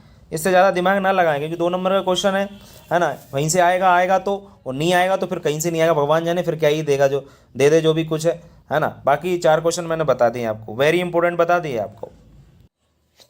इस चैप्टर की बात करें यदि हम लोग सांख्यिकी की, तो ये चैप्टर बच्चों, इसमें से 2 नंबर का एक क्वेश्चन और 3 नंबर का क्वेश्चन इसी चैप्टर से, तो वेरी इंपॉर्टेंट है। सबसे पहले तो याद रखें आप लोग, यानी 4 क्वेश्चन पूछे जाएंगे इस चैप्टर से। प्राथमिक आंकड़े द्वितीयक आंकड़े में अंतर वेरी इंपॉर्टेंट है, बार बार कह रहा हूँ, ध्यान रखें। हैं आंकड़े शोधकर्ता द्वारा एकत्रित किए जाते हैं, आंकड़े शोधकर्ता द्वारा एकत्रित नहीं किए जाते हैं। हैं आंकड़े अधिक विश्वसनीय होते हैं, प्रासंगिक होते हैं, इन्हें प्रयोग करने में अधिक सावधानी रखनी पड़ती है। तीसरा, इन्हें एकत्रित करने में समय धन अधिक लगता है, इसमें कम लगता है। वेरी इंपॉर्टेंट क्वेश्चन बता दिया आपको। वर्गीकरण देख लीजिए, वर्गीकरण क्या अधिक डेफिनेशन भी पूछी जा सकती है, और लाभ या महत्व, क्योंकि 3 नंबर में पूछेगा तो इस प्रकार से पूछेगा, और वर्गीकरण डेफिनेशन पूछेगा तो ये 2 नंबर में पूछेगा, इसलिए याद रखें क्योंकि 3 नंबर में पूछा जा रहा है और 2 नंबर में। वर्गीकरण क्या है, आंकड़ों का वर्गीकरण एक ऐसी प्रक्रिया है जिसमें अव्यवस्थित आंकड़ों को व्यवस्थित रूप में प्रस्तुत करके उनसे संभावित एवं महत्वपूर्ण परिणाम निकाले जाते हैं, और वर्गीकरण कहलाता है। लाभ या महत्व देख लीजिए, देखिए लाभ महत्व उपयोग एक ही चीज़ होता है, मैं बात बता चुका हूँ आपको, लाखों बार बता चुका हूँ, और गुण विशेषताएं एक ही चीज़ होता है। तो ऐसा ना हो आप एग्जाम में कन्फ्यूजन हो जाए कि सर ने तो बताया ही नहीं, ये लाभ कहाँ से आ गए, तो महत्व है, तो लाभ महत्व का मतलब एक ही, उपयोग भी एक ही है। तो ये ध्यान रखें आप लोग, ठीक है। विशेषकर याद रखना है बच्चों वर्गीकरण का लाभ या महत्व को। आगे मैं सारणीयन के बारे में और बता दूं। आंकड़ों का सारणीयन करते समय कौन कौन सी सावधानी रखना चाहिए, कई बार प्रश्न पूछा गया है, ध्यान रखें आप लोग, वेरी इंपॉर्टेंट है। सारणी एक संक्षिप्त, स्पष्ट एवं पूर्ण शीर्षक होना चाहिए। सारणी की रचना कागज के अनुरूप होना चाहिए। तुलनात्मक आंकड़ों को साथ साथ रखना चाहिए। किसी विशेष तथ्य को स्पष्ट करने के लिए सारणी के नीचे नोट लिखा होना चाहिए, और सारणी के नीचे आंकड़ों के स्रोत का उल्लेख अवश्य होना चाहिए। जब हम सारणी बनाते हैं तो इन बातों का हमको ध्यान रखना है। वेरी इंपॉर्टेंट क्वेश्चन है, 3 नंबर में यह पूछा जाएगा, ध्यान रखें आप लोग। सांख्यिकी के कार्य भी देख लीजिए बच्चों, क्या कार्य है सांख्यिकी के, आंकड़ों को तुलनात्मक रूप में प्रस्तुत करने में इसका उपयोग किया जाता है। विज्ञान द्वारा प्रतिपादित नियम एवं सिद्धांतों की परख करने में। आंकड़ों को संख्या के रूप में प्रकट करती है सांख्यिकी। जटिलता को सरल बनाती है सांख्यिकी। आंकड़ों को आपसी संबंध बिठाने में सहायक होती है सांख्यिकी, ठीक है, 4 क्वेश्चन बता दिए इस चैप्टर से, 2 और देखिए अभी तो। सारणियन किसे कहते हैं, सारणियन के उद्देश्य लिखिए, ये भी याद रखें आप लोग, क्योंकि देखो इस चैप्टर में वेरी इंपॉर्टेंट क्वेश्चन तो 4 हैं, शुरुआत के बता चुका हूँ, क्योंकि 4 क्वेश्चन तो पूछे ही जाने हैं और 4 बता चुका हूँ मैं आप लोग। इसका तो क्योंकि रिस्क लेते नहीं है, अपन को पता है कि एक दो भले एक्स्ट्रा पढ़ लो लेकिन बाहर नहीं जाना चाहिए, ये उद्देश्य रहता है मेरा हमेशा। ठीक है, तो डेफिनेशन याद रखना और सारणियन के उद्देश्य आप लोग याद रखना। ठीक है, बाकी सांख्यिकी की डेफिनेशन और सांख्यिकी का महत्व ये तो जनरली सबको याद रहता ही रहता है, कोई दिक्कत वाली बात है नहीं। ठीक है, तो चलते हैं आगे। 4 नंबर का क्वेश्चन पूछा जा रहा है, समांतर माध्य के गुण या विशेषता, विशेष याद रखना, वेरी इंपॉर्टेंट है, ध्यान रखें। इसकी गणना सरल है, इसमें दिए गए पद व्यवस्थित करने की आवश्यकता नहीं होती, इसका सरलता से समझा सकता है, ज्ञात करने समस्त आंकड़ों का प्रयोग होता है। 4 नंबर का क्वेश्चन मैं बता रहा हूँ, एक तो थ्योरी आ सकती है इसमें, समांतर माध्य के दोष या गुण ज़्यादातर इंपॉर्टेंट है, दोस्तों आप लोग याद रख सकते हैं, कोई दिक्कत नहीं है। बाकी एक सवाल जो है इससे पूछा जाना है, आपको बता चुका हूँ, समांतर माध्य का बहुलक, तो सवाल बता देता हूँ आपको। देखिए, ये निम्नलिखित सारणी से समांतर माध्य की गणना कीजिए। समांतर माध्य गणना बहुलक माध्य का, तो बहुलक माध्य का तो मैंने पढ़ाया ही नहीं है पूरे उसमें, लेकिन समांतर माध्य यदि आ जाए तो 4 नंबर आपके कटना नहीं चाहिए, बार बार कह रहा हूँ। या माध्य का बहुलक किसी भी गुण दोष आ जाए तो वो नहीं होना चाहिए, अथवा में आपका थ्योरी का आएगा और आपका कैलकुलेशन करने के लिए आएगा मेन क्वेश्चन, ध्यान रखें। तो ध्यान रखें, या तो अथवा में पूछ ले इसको, मेन क्वेश्चन जो भी पूछ ले अपन को तो करने से मतलब है। इस प्रकार से लिखाएगा, इस प्रकार से सारणी बनाई, निम्नलिखित सारणी से समांतर माध्य की गणना कीजिए। कैसे करना है, कुछ नहीं करना है, अपन को ऐसे लिख लेना है, सी आई और एफ को। एक्स कैसे निकालेंगे, 10 का आधा 5 किया, 10 और 20 30 का आधा 15 किया, है ना। इनका आधा करना है अपन को इधर, देखो ये एक्स निकाल लोगे आप लोग, कोई दिक्कत नहीं होना चाहिए आपको एक्स निकालने में। और फिर एक्स निकालने के बाद एफ एक्स कैसे निकालोगे, इनका गुणा कर दोगे, एफ इंटू एक्स का, 5 दम 25, 15 दूनी 30, 25 सत्ते 175, इस प्रकार से आप ये निकाल लोगे। निकालने के बाद ये गुणा किया आपने, ये एफ का टोटल करना है अपन को, एफ का टोटल, और ये इसका टोटल करना है। टोटल करके बस आपको ये सूत्र लगा देना है समांतर माध्य का, समांतर माध्य बराबर सिग्मा एक्स बटा सिग्मा एफ, और जो इसका टोटल आया इससे भाग दिया, और ये आपका ये क्या आ जाएगा, आंसर आ जाएगा। ठीक है ना, इसे 4 नंबर का क्वेश्चन है, ध्यान रखें। समांतर माध्य आ जाए तो बिल्कुल सही है, माध्य का बहुलक आ जाए तो बस हमारी भैंस गई पानी में, क्योंकि उसके सवाल जो है बताए ही नहीं गए हैं। ठीक है ना, वैसे भगवान से प्रार्थना करेंगे समांतर माध्य से लेकर के और अनंत तक, मतलब कोई व्यक्ति कम से कम 25 सेंटीमीटर की पास से व्यक्ति देख सकता है, और कहाँ तक देख सकता है, अधिकतम अनंत तक देख सकता है। हम लोग अनंत तक देख सकते हैं, कोई आंखों का दृष्टि जो परास होता है ना, नेत्र का तो दृष्टि परास होता है, वो अनंत तक होता है, और कम से कम 25 सेंटीमीटर से कम हो जाए तो हम उसको अच्छी प्रकार से नहीं देख पाएंगे। ठीक है ना, ये ध्यान रखना, स्वस्थ नेत्र का दृष्टि परास। दूसरा है, दूरदृष्टि दोष का कारण क्या होता है, नेत्र लेंस की फोकस दूरी बढ़ जाती है। दूरदृष्टि दोष जब किसी व्यक्ति को हो जाता है तो उसमें क्या होता है, जो नेत्र लेंस होता है उसकी फोकस दूरी बढ़ जाने के कारण लोगों को दूरदृष्टि दोष हो जाता है। दूरदृष्टि दोष में क्या होता है बच्चों, मनुष्य को पास की वस्तु तो बिल्कुल नहीं दिखाई देती, लेकिन दूर की वस्तु उसको स्पष्ट दिखाई देती है। जब मनुष्य को दूर की वस्तु स्पष्ट दिखाई दे और पास की वस्तु स्पष्ट न दिखाई दे तो उसको हम लोग दूरदृष्टि दोष कहते हैं। तीसरा है, आयरिश के मध्य में एक छोटा सा छेद होता है, उससे हम लोग क्या कहते हैं, पुतली कहते हैं। आपने देखा होगी, नेत्र देखा होगा, नेत्र के बीच में एक छोटा सा छिद्र होता है जिसे हम लोग क्या कहते हैं, पुतली के नाम से जानते हैं। प्रकाश का रंग तरंग दैर्घ्य से पहचाना जाता है, इंपॉर्टेंट है, ध्यान रखना।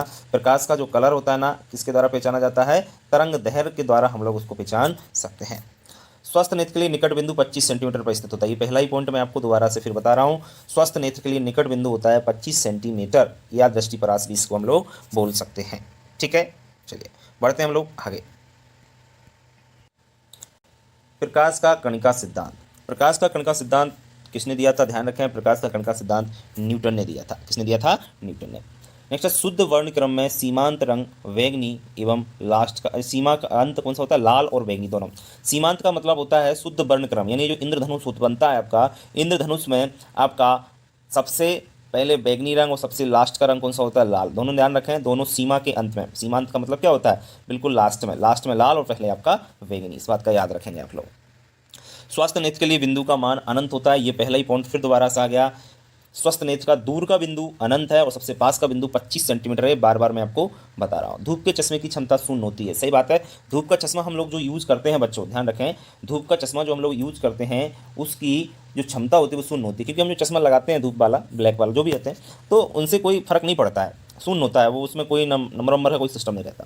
अपवर्तन का दूसरा नियम के जो खोजकर्ता थे उन वैज्ञानिक का नाम है स्नेल। विशेष याद रखिएगा, अपवर्तन के दूसरा नियम के खोजकर्ता का नाम क्या था? स्नेल। मानव नेत्र में अभिसारी लेंस होता है, ध्यान रखें, मानव नेत्र में अभिसारी लेंस। एक बात और याद रखना, जो अभिसारी लेंस होता है ना, उसी को उत्तल लेंस कहा जाता है। मतलब अभिसारी लेंस को ही क्या कहते हैं? उत्तल लेंस के नाम से जाना जाता है। विशेषकर आप लोग याद रखेंगे, ठीक है। और अवतल लेंस जो होता है ना, उसको हम लोग अपसारी लेंस कहते हैं। तो भूल मत जाना, कंफ्यूज भी नहीं होना है आपको। उत्तल लेंस बराबर अभिसारी लेंस और अवतल लेंस बराबर अपसारी लेंस होता है, ठीक है। चलिए, तो बहुत बढ़िया बच्चों, समझ में आ गया होगा पूरा। बात करेंगे बच्चों हम लोग नेक्स्ट, लोहा निकिल कोबाल्ट, ये सब क्या है? ये लोहे चुंबकीय पदार्थ हैं। ये मतलब आपके चुंबक से चिपक जाते हैं। लोहा, निकिल और कोबाल्ट, तीनों को याद रखिएगा।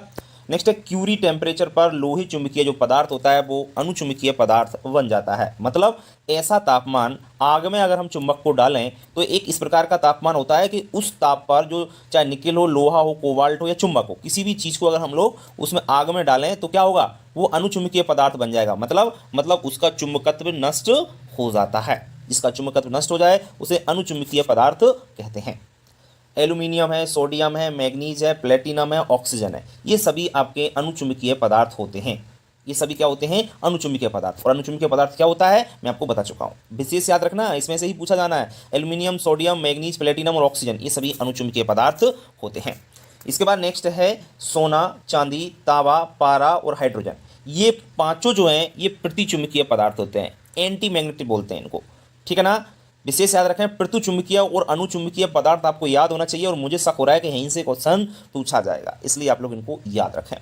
प्रत्येक क्षण चुंबक में दो ध्रुव होते हैं, सबको मालूम है। एक चुंबक होता है, चुंबक में दो ध्रुव होते हैं। एक होता है आपका दक्षिणी ध्रुव और दूसरा होता है आपका कौन सा वाला ध्रुव होता है? उत्तरी ध्रुव, ठीक है ना। और प्रत्येक क्षण होते हैं, छोटा सा छोटा चुंबक होगा उसमें भी आपको दो मिल जाएंगे। इसके बाद हम लोग बात करते हैं बच्चों, चुंबकीय क्षेत्र में उदासीन बिंदुओं पर परिणामी चुंबकीय बल शून्य होता है। सही बात है, उदासीन बिंदु पर परिणामी चुंबकीय बल क्या होगा? बिल्कुल शून्य होगा। जैसे एक कोई चुंबक है, ये चुंबक है आपका, साउथ और नॉर्थ दो पोल हैं, तो इसमें जो उदासीन बिंदु है, उदासीन बिंदु बीच में होता है बिल्कुल चुंबक के, तो वहां पर आपका जो परिणामी चुंबकीय बल बिल्कुल उसका क्या होगा? शून्य होगा। यहाँ पर बिल्कुल ही बल, क्योंकि एक तरफ नॉर्थ है एक तरफ साउथ है, इसलिए। नेक्स्ट हम बात करते हैं बच्चों, चुंबकीय बल रेखाएं एक दूसरे को कभी नहीं काटती हैं। सही बात है, चुंबकीय बल रेखाएं जो होती हैं वो कभी भी एक दूसरे को नहीं काटती हैं। मतलब कैसे होती हैं आपने पता होगा, आपको मैंने पढ़ा रखा है कि एक तरफ साउथ है एक तरफ नॉर्थ है और इस प्रकार से निकलती हैं, आपको मालूम होगा ये। और ये एक दूसरे को कभी नहीं काटती हैं, ये आपको मालूम होना चाहिए, ठीक है। इस बात का आप लोग विशेष ध्यान रखेंगे। तो चुंबकीय बल रेखाएं एक दूसरे को कभी नहीं काटती हैं। चुंबकीय क्षेत्र की तीव्रता का जो मात्रक होता है एमकेएस पद्धति में, वो विशेष याद रखना, वेबर प्रति मीटर वर्ग होता है। क्या होता है? वेबर प्रति मीटर वर्ग होता है। चुंबकीय आघूर्ण का सूत्र 2 ml होता है, सबको याद है। चुंबकीय आघूर्ण का सूत्र 2 ml होता है, विशेष याद रखें। चुंबक के दोनों ध्रुव के बीच की दूरी को चुंबक की प्रभावकारी लंबाई कहते हैं। अगर आपसे पूछे कि चुंबक की प्रभावकारी लंबाई क्या होती है, तो याद रखना, चुंबक के दोनों ध्रुवों के बीच की जो दूरी होती है, डिस्टेंस होती है, उसको ही चुंबक की प्रभावकारी लंबाई कहते हैं। बल का सीजीएस पद्धति मात्रक क्या होता है? तो बल का सीजीएस पद्धति में मात्रक होता है डाइन। क्या होता है बच्चों? डाइन। इसके बाद हम लोग बात करते हैं चुंबक के सजातीय ध्रुवों में प्रतिकर्षण तथा विजातीय ध्रुवों में आकर्षण होता है। एक चीज आप लोग जानते होंगे, सजातीय ध्रुव और विजातीय ध्रुव क्या होता है? मतलब यदि हम लोग, सजातीय का मतलब क्या है? यदि हम लोग क्या करेंगे, नॉर्थ को नॉर्थ से मिलाएंगे, नॉर्थ को मतलब दो चुंबक हैं, जैसे इसमें इधर साउथ है और इधर नॉर्थ है, और एक और चुंबक है, इधर नॉर्थ है और इधर साउथ है, इसको अगर हम लोग पास में लाएंगे चुंबकों को, तो उनमें क्या होगा? प्रतिकर्षण। मतलब है एक दूसरे से दूर भागेंगी, चिपकेंगी नहीं। और अगर यहाँ पर मान के चलो क्या होता है आपका साउथ होता, जैसे यहाँ पर मैं करूँ साउथ और इधर कर दूँ आपको, तो इनमें क्या होगा? आपका आकर्षण होगा। मतलब एक दूसरे से चिपक जाएंगे, क्योंकि नॉर्थ और साउथ को पास में यदि हम लोग लाते हैं तो भाई एक दूसरे से चिपक जाती हैं। मतलब क्या होता है? विजातीय ध्रुवों में आकर्षण होता है। विजातीय का मतलब होता है अलग अलग ध्रुव, ठीक है। नर्म लोहे से बना चुंबक अस्थायी चुंबक होता है। सही बात है, अगर नर्म लोहे से चुंबक बनाते हैं वह अस्थायी चुंबक कहलाता है। चुंबक के ध्रुवों को कभी भी अलग अलग प्राप्त नहीं किया जा सकता। सही बात है, कोई भी चुंबक को यदि हम लोग काट कर छोटा सा छोटा टुकड़ा करेंगे तब भी उसमें दोनों ही ध्रुव मिलेंगे आपको, दक्षिणी ध्रुव और उत्तरी ध्रुव। इसके बाद इस पर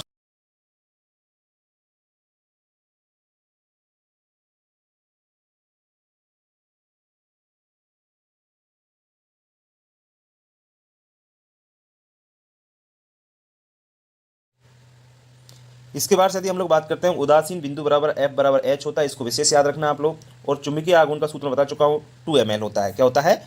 चुंबकीय आघूर्ण का सूत्र 2 ml होता है, इसको आपको याद रखना है। प्रभावकारी लंबाई को 2L से प्रदर्शित करते हैं। कंफ्यूज मत हो जाना, आघूर्ण बराबर 2 ml है जबकि प्रभावकारी लंबाई बराबर 2L अकेला है, जो कि 2L से प्रदर्शित करते हैं। चुंबकीय आघूर्ण का मात्रक की बात करें, चुंबकीय आघूर्ण का मात्रक 9 सेंटीमीटर प्रति ऑस्ट्रेड होता है। 9 सेंटीमीटर प्रति ऑस्ट्रेड होता है। इसके बाद यदि हम लोग बात करते हैं पानी की विशिष्ट ऊष्मा, तो पानी की विशिष्ट ऊष्मा 1 होती है और इससे ज़्यादा किसी की नहीं होती है, आपको मालूम होना चाहिए। ठीक है, पानी की विशिष्ट ऊष्मा कितनी होती है? 1।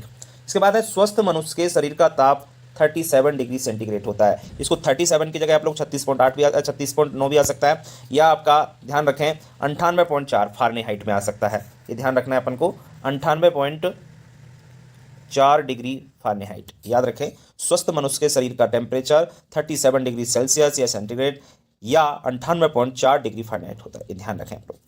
सूर्य से ऊष्मा संचरण, ऊष्मा का संचरण होता है वो किसके द्वारा होता है? विकिरण विधि द्वारा। याद रखें, इंपॉर्टेंट क्वेश्चन है। सूर्य से जो ऊष्मा आती है वो किसके द्वारा आती है? विकिरण के द्वारा। ठीक है। विशिष्ट ऊष्मा का एसआई मात्रक क्या होता है? जूल प्रति किलोग्राम डिग्री सेल्सियस। जूल प्रति किलोग्राम डिग्री सेल्सियस विशिष्ट ऊष्मा का एसआई मात्रक होता है। कैलोरी मापी तांबे के बने होते हैं। सबको पता है जो कैलोरी मापने का यंत्र होता है वो तांबे का वो बना होता है। बर्फ की गुप्त ऊष्मा का मान 80 कैलोरी प्रति ग्राम होता है। याद रखें, बर्फ की गुप्त ऊष्मा का मान कितना होता है? 80 कैलोरी प्रति ग्राम होता है बच्चों, याद रहे आपको। नेक्स्ट है आपका भाप की गुप्त ऊष्मा कितनी होती है? भाप जो होती है उसकी गुप्त ऊष्मा बहुत ज़्यादा होती है, 536 कैलोरी प्रति ग्राम। बर्फ की याद रखना है 80 कैलोरी है, तो भाप जो होती है उसकी 536 कैलोरी प्रति ग्राम होती है। पानी की विशिष्ट ऊष्मा सबसे अधिक होती है, और कितनी होती है वो मैं पहले ही बता चुका हूँ। पानी की विशिष्ट ऊष्मा 1 होती है, इससे ज़्यादा किसी की नहीं होती। विशिष्ट ऊष्मा का एसआई मात्रक जूल प्रति किलोग्राम डिग्री सेल्सियस होता है, ये भी मैं आपको क्लियर कर चुका हूँ कि एसआई मात्रक विशिष्ट ऊष्मा का क्या होता है? जूल प्रति kilogram degree Celsius. 0 degree Celsius तापक्रम का मान होता है 32 डिग्री फारेनहाइट। मतलब 32 डिग्री फारेनहाइट को 0 डिग्री सेल्सियस भी कैसे? आपको पता है कि तापमान को मापने की 3 यूनिट होती है, एक तो सेल्सियस, दूसरी फारेनहाइट और तीसरी होती है केल्विन। ठीक है ना, तीसरी कौन सी होती है? केल्विन। सेल्सियस को फारेनहाइट में बदलने के लिए या फारेनहाइट को सेल्सियस में बदलने के लिए एक फॉर्मूला होता है, वो मैं आपको लास्ट में बता दूंगा। सुराही का पानी शीघ्र ठंडा हो जाता है। सुराही जानते होंगे आप लोग, जो गर्मियों में बर्तन होते हैं मिट्टी के, उनको सुराही भी बोलते हैं हम लोग, उसका पानी जल्दी ठंडा हो जाता है, आपको मालूम होगा। और एक -40 डिग्री ताप पर सेंटीग्रेड और फारेनहाइट पैमाने समान होते हैं। कितना? -40 डिग्री ताप पर। डॉक्टरी थर्मामीटर फारेनहाइट तापमान का पैमाना है। डॉक्टरी थर्मामीटर जो होता है उसमें जो तापमान मापा जाता है, चलिए वो तापमान फारेनहाइट में मापते हैं। किसमें? फारेनहाइट में वो टेम्परेचर मापा जाता है। न्यूटन का शीतलन नियम पौधों के लिए भी लागू होता है। न्यूटन ने एक नियम दिया था शीतलन नियम, जो पौधों के लिए भी लागू होता है। 1 कैलोरी बराबर 4.2 जूल होता है। 1 कैलोरी बराबर कितना जूल होता है? 4.2 जूल होता है, ये ध्यान रहे आप लोग को। नेक्स्ट हम लोग बात करते हैं बच्चों, थर्मामीटर में पारा धातु का प्रयोग करते हैं। जो थर्मामीटर होता है जनरली टेम्परेचर मापने का, उसमें कौन सी धातु होती है? तो याद रखें उसमें आपकी पारा बोले तो मरकरी आपकी मेटल पाई जाती है। 0 डिग्री सेल्सियस बर्फ का गलनांक होता है। बर्फ का गलनांक कितना होता है? 0 डिग्री सेल्सियस। 0 डिग्री सेल्सियस पर आपकी बर्फ पिघलने लगती है। क्या होने लगती है? पिघलने। तो इसलिए उसका गलनांक कितना है? 0 डिग्री सेल्सियस। ऊष्मा का एसआई मात्रक जूल होता है, सब जानते हैं। ऊष्मा का जो एसआई मात्रक है वो क्या होता है? जूल। तापांतर के कारण स्थानांतरित ऊर्जा क्या कहलाती है? ऊष्मा। ताप के अंतर के कारण ऊर्जा ट्रांसफर जो होती है तो उसको हम लोग ऊष्मा कहते हैं। पदार्थों का शीतलन नियम इसने दिया, न्यूटन ने, बार बार आ रहा है, याद रखें आप लोग। 100 डिग्री सेंटीग्रेड का पैमाना है। 100 डिग्री सेल्सियस हम लोग अधिकतम सेल्सियस को 100 डिग्री तक माप सकते हैं, और फ़ारेनहाइट को 212 डिग्री अधिकतम तक 212 डिग्री फ़ारेनहाइट से माप सकते हैं। और इसके बाद र्यूमर पैमाना जो होता है वो 80 आर तक हम लोग माप सकते हैं। ऊष्मा का मापन कैलोरी मापी द्वारा करते हैं, सब जानते हैं। कैलोरी मापी तांबे के बने होते हैं, ये पहले ही क्लियर कर चुका हूँ। सेंटीग्रेड और फारेनहाइट पैमाने का संबंध सूत्र ये मैं आपको बता रहा था, C/5 बराबर F - 32/9। ऐसे कर सकते हैं इसको, C/5 बराबर F - ये कहाँ पे लिखा हुआ है, एक मिनट देख लीजिए आप लोग, इधर लिखा नहीं हो रहा है। F - 32/9 इस प्रकार का ये फॉर्मूला होता है। इससे हम लोग C की वैल्यू निकाल सकते हैं। सेल्सियस की अगर दे रखा है तो F दे रखा हो तो C की निकाल सकते हैं, C दे रखा हो तो F की, इस फॉर्मूले के द्वारा। ठीक है, चलेगा। नेक्स्ट है बच्चों, कृषि में यूरिया का उपयोग उर्वरक के रूप में करते हैं। सबको मालूम है एग्रीकल्चर में जो यूरिया यूज किया जाता है खेतों में, उर्वरक के फर्टिलाइजर के रूप में प्रयोग किया जाता है। सिंपल सा है। यूरिया के बायोरेट परीक्षण में विलयन का रंग बैंगनी होता है। जब हम बायोरेट परीक्षण करते हैं तो उसका कलर कैसा आ जाता है? बैंगनी कलर आ जाता है। इस चीज की आपको जानकारी होगी। सीरे से एथिल अल्कोहल किण्वन विधि से बनाई जाती है। सीरा क्या होता है आप लोग जानते होंगे, गन्ना से निकला हुआ जो रस होता है से सीरा इसी से निकलता है, आपका गुड़ जैसा होता है पतला, उसको सीरा नाम हमने दे दिया। और उससे एथिल अल्कोहल यानी जो आपकी दारू बनाई जाती है, शराब बनाई जाती है, वो किण्वन विधि द्वारा बनाई जाती है, फर्मेंटेशन के द्वारा बनाई जाती है। शराब का प्रमुख अवयव क्या है? Ethyl alcohol. वही मैं आपको बता रहा था। शराब क्या है एक्चुअल में? शराब में क्या पाया जाता है? शराब से नशा क्यों आता है? क्योंकि उसमें एथिल अल्कोहल पाया जाता है। इस कारण से शराब से आपका ध्यान रखें, विशेषकर नशा आता है। Ethyl alcohol. जाइमेज एंजाइम इंपॉर्टेंट है। जाइमेज एंजाइम ग्लूकोज को एथिल अल्कोहल में परिवर्तित कर देता है। याद रखें, जो जाइमेज एंजाइम होता है भाई, ग्लूकोज को किस में बदल देता है? एथिल अल्कोहल में परिवर्तित कर देता है।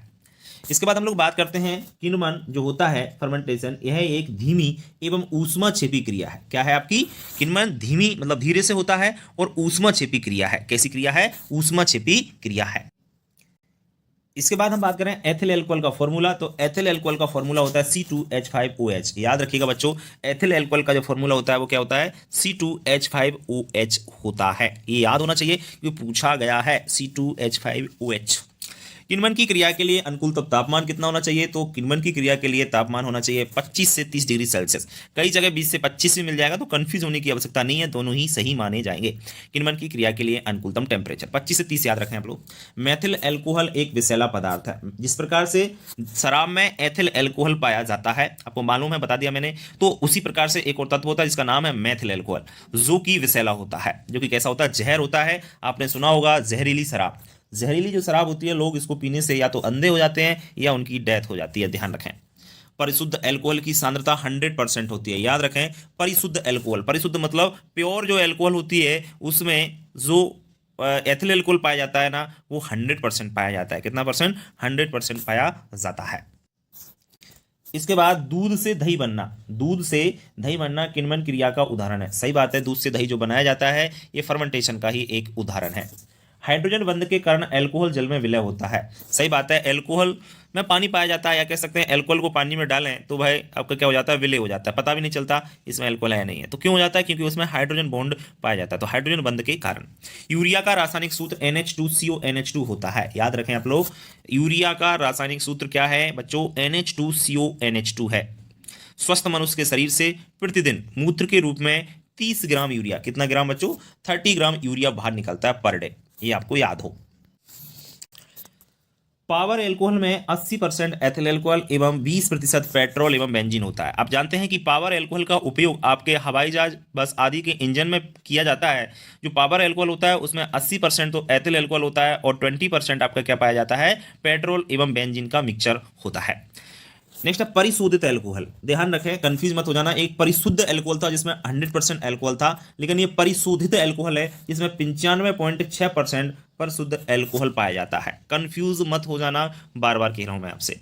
मेथिल अल्कोहल एक प्राथमिक अल्कोहल होता है। मेथिल अल्कोहल क्या होता है? प्राथमिक अल्कोहल होता है, जबकि एथिल अल्कोहल होता है जो कि द्वितीयक अल्कोहल होता है, इसलिए याद रखें आप लोग। प्रयोगशाला में सबसे पहले यूरिया नामक कार्बनिक यौगिक का निर्माण किया गया था। सबसे पहले प्रयोगशाला में किसको बनाया गया? यूरिया। तभी तो यूरिया कार्बनिक होता है। आपने सुना होगा, अपने फसल उत्पादन में मैंने पढ़ा रखा है आपका खाद एवं उर्वरक में अंतर, तो वहां पर दे रखा है कि सभी उर्वरक जो होते हैं ना अकार्बनिक होते हैं, इनऑर्गेनिक होते हैं, सिर्फ यूरिया को छोड़कर। यूरिया अकेला कार्बनिक होता है। उसका कारण ये है क्योंकि यूरिया को प्रयोगशाला मतलब लैब में एक साइंटिस्ट है जिनका नाम था होलर, इन्होंने क्या किया था कि यूरिया को मनुष्य के मूत्र से प्राप्त कर लिया गया था। मनुष्य के मूत्र में यूरिया पाया जाता है, ठीक है ना। इस कारण से यूरिया जो होता है ना वो कार्बनिक होता है, ऑर्गेनिक होता है। ध्यान रखें आप लोग। यूरिया में बच्चों 46% नाइट्रोजन पाई जाती है, तो आप सब लोग जानते होंगे। यूरिया को सबसे पहले सन 1773 में एक वैज्ञानिक थे रोले, इन्होंने वैज्ञानिक ने मूत्र से प्राप्त किया था, मनुष्य के मूत्र से इन्होंने प्राप्त किया था। ये याद रखेंगे आप लोग।